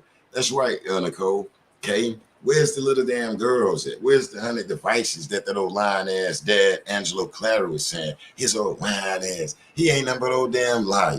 You wait till you're king and y'all find us here. We was waiting on the damn 100 damn devices that the daddy that got on TV up there with Gail King and them or whatever, sitting up there wanting a damn deal with R. Kelly. Talk about that. They don't even talk about that damn deal or that old ugly ass food truck that his wife wanted to sell hot dogs on. You know, if he want to come on with that, he welcome to hit the damn link. And that's why I can ask him about that hot dog truck that he was trying to get R. Kelly to invest in. Did that piss you off when R. Kelly said no? Did it piss you off when he didn't want to do the deal? The world needs to know. It's time for the world to know that Mr. Clary took his ass up there with a bad idea. And R. Kelly was like, bro, ain't that nasty? That's nasty. He want R. Kelly to endorse a plastic penis with it singing his name, Angelo Clary. Come on, man. What are you going to get mad? Stop saying that. Whatever shit is on paper. Bro, you one did it. Then y'all sitting up there talking about R. Kelly this, R. Kelly that, and your wife, your woman, bro. Hey, it's something though. Pooh. That's right, Kate. Pooh something. Pooh ass something. Need to check his damn wife though, riding his daughter, Aaliyah's daughter, all on the highway, interstates, moving left turns, navigating on the phone and see R. Kelly. Who sit down, you remember in all this, girl, you gonna marry him and all this. That's nasty. That's not good. And y'all just going up around that man with that, trying to entice that man. And then you sitting up here talking about this man went out to y'all. Y'all went out to him.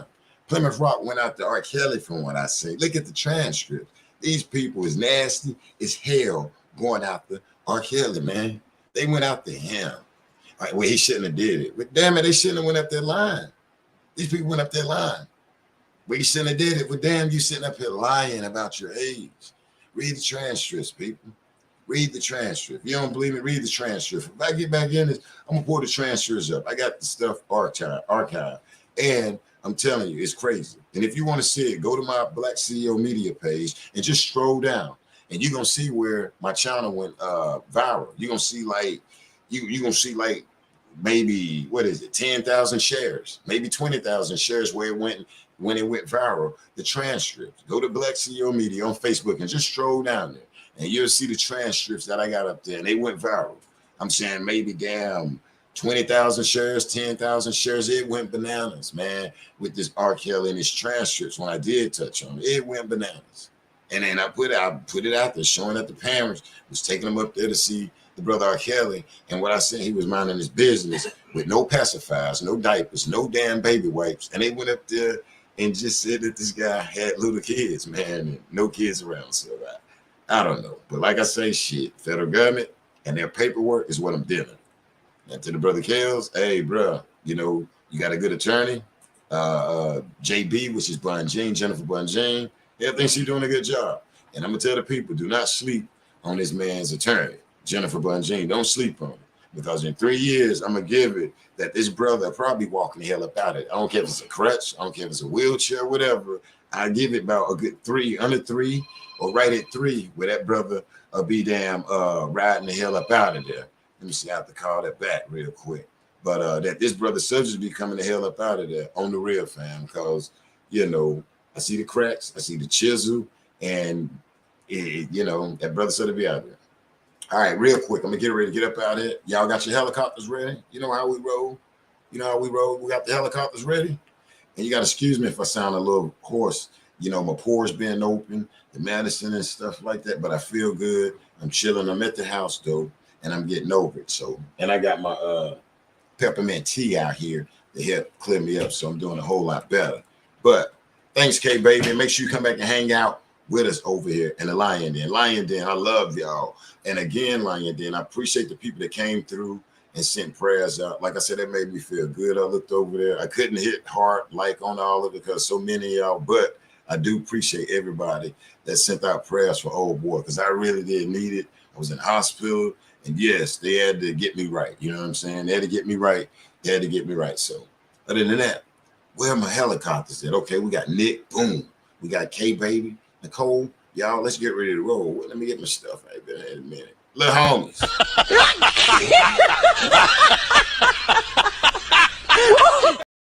All right. Let me see. If you're new here, make sure you subscribe, hit like, hit that notification, and then we'll do all of that. Before we go, let's roll.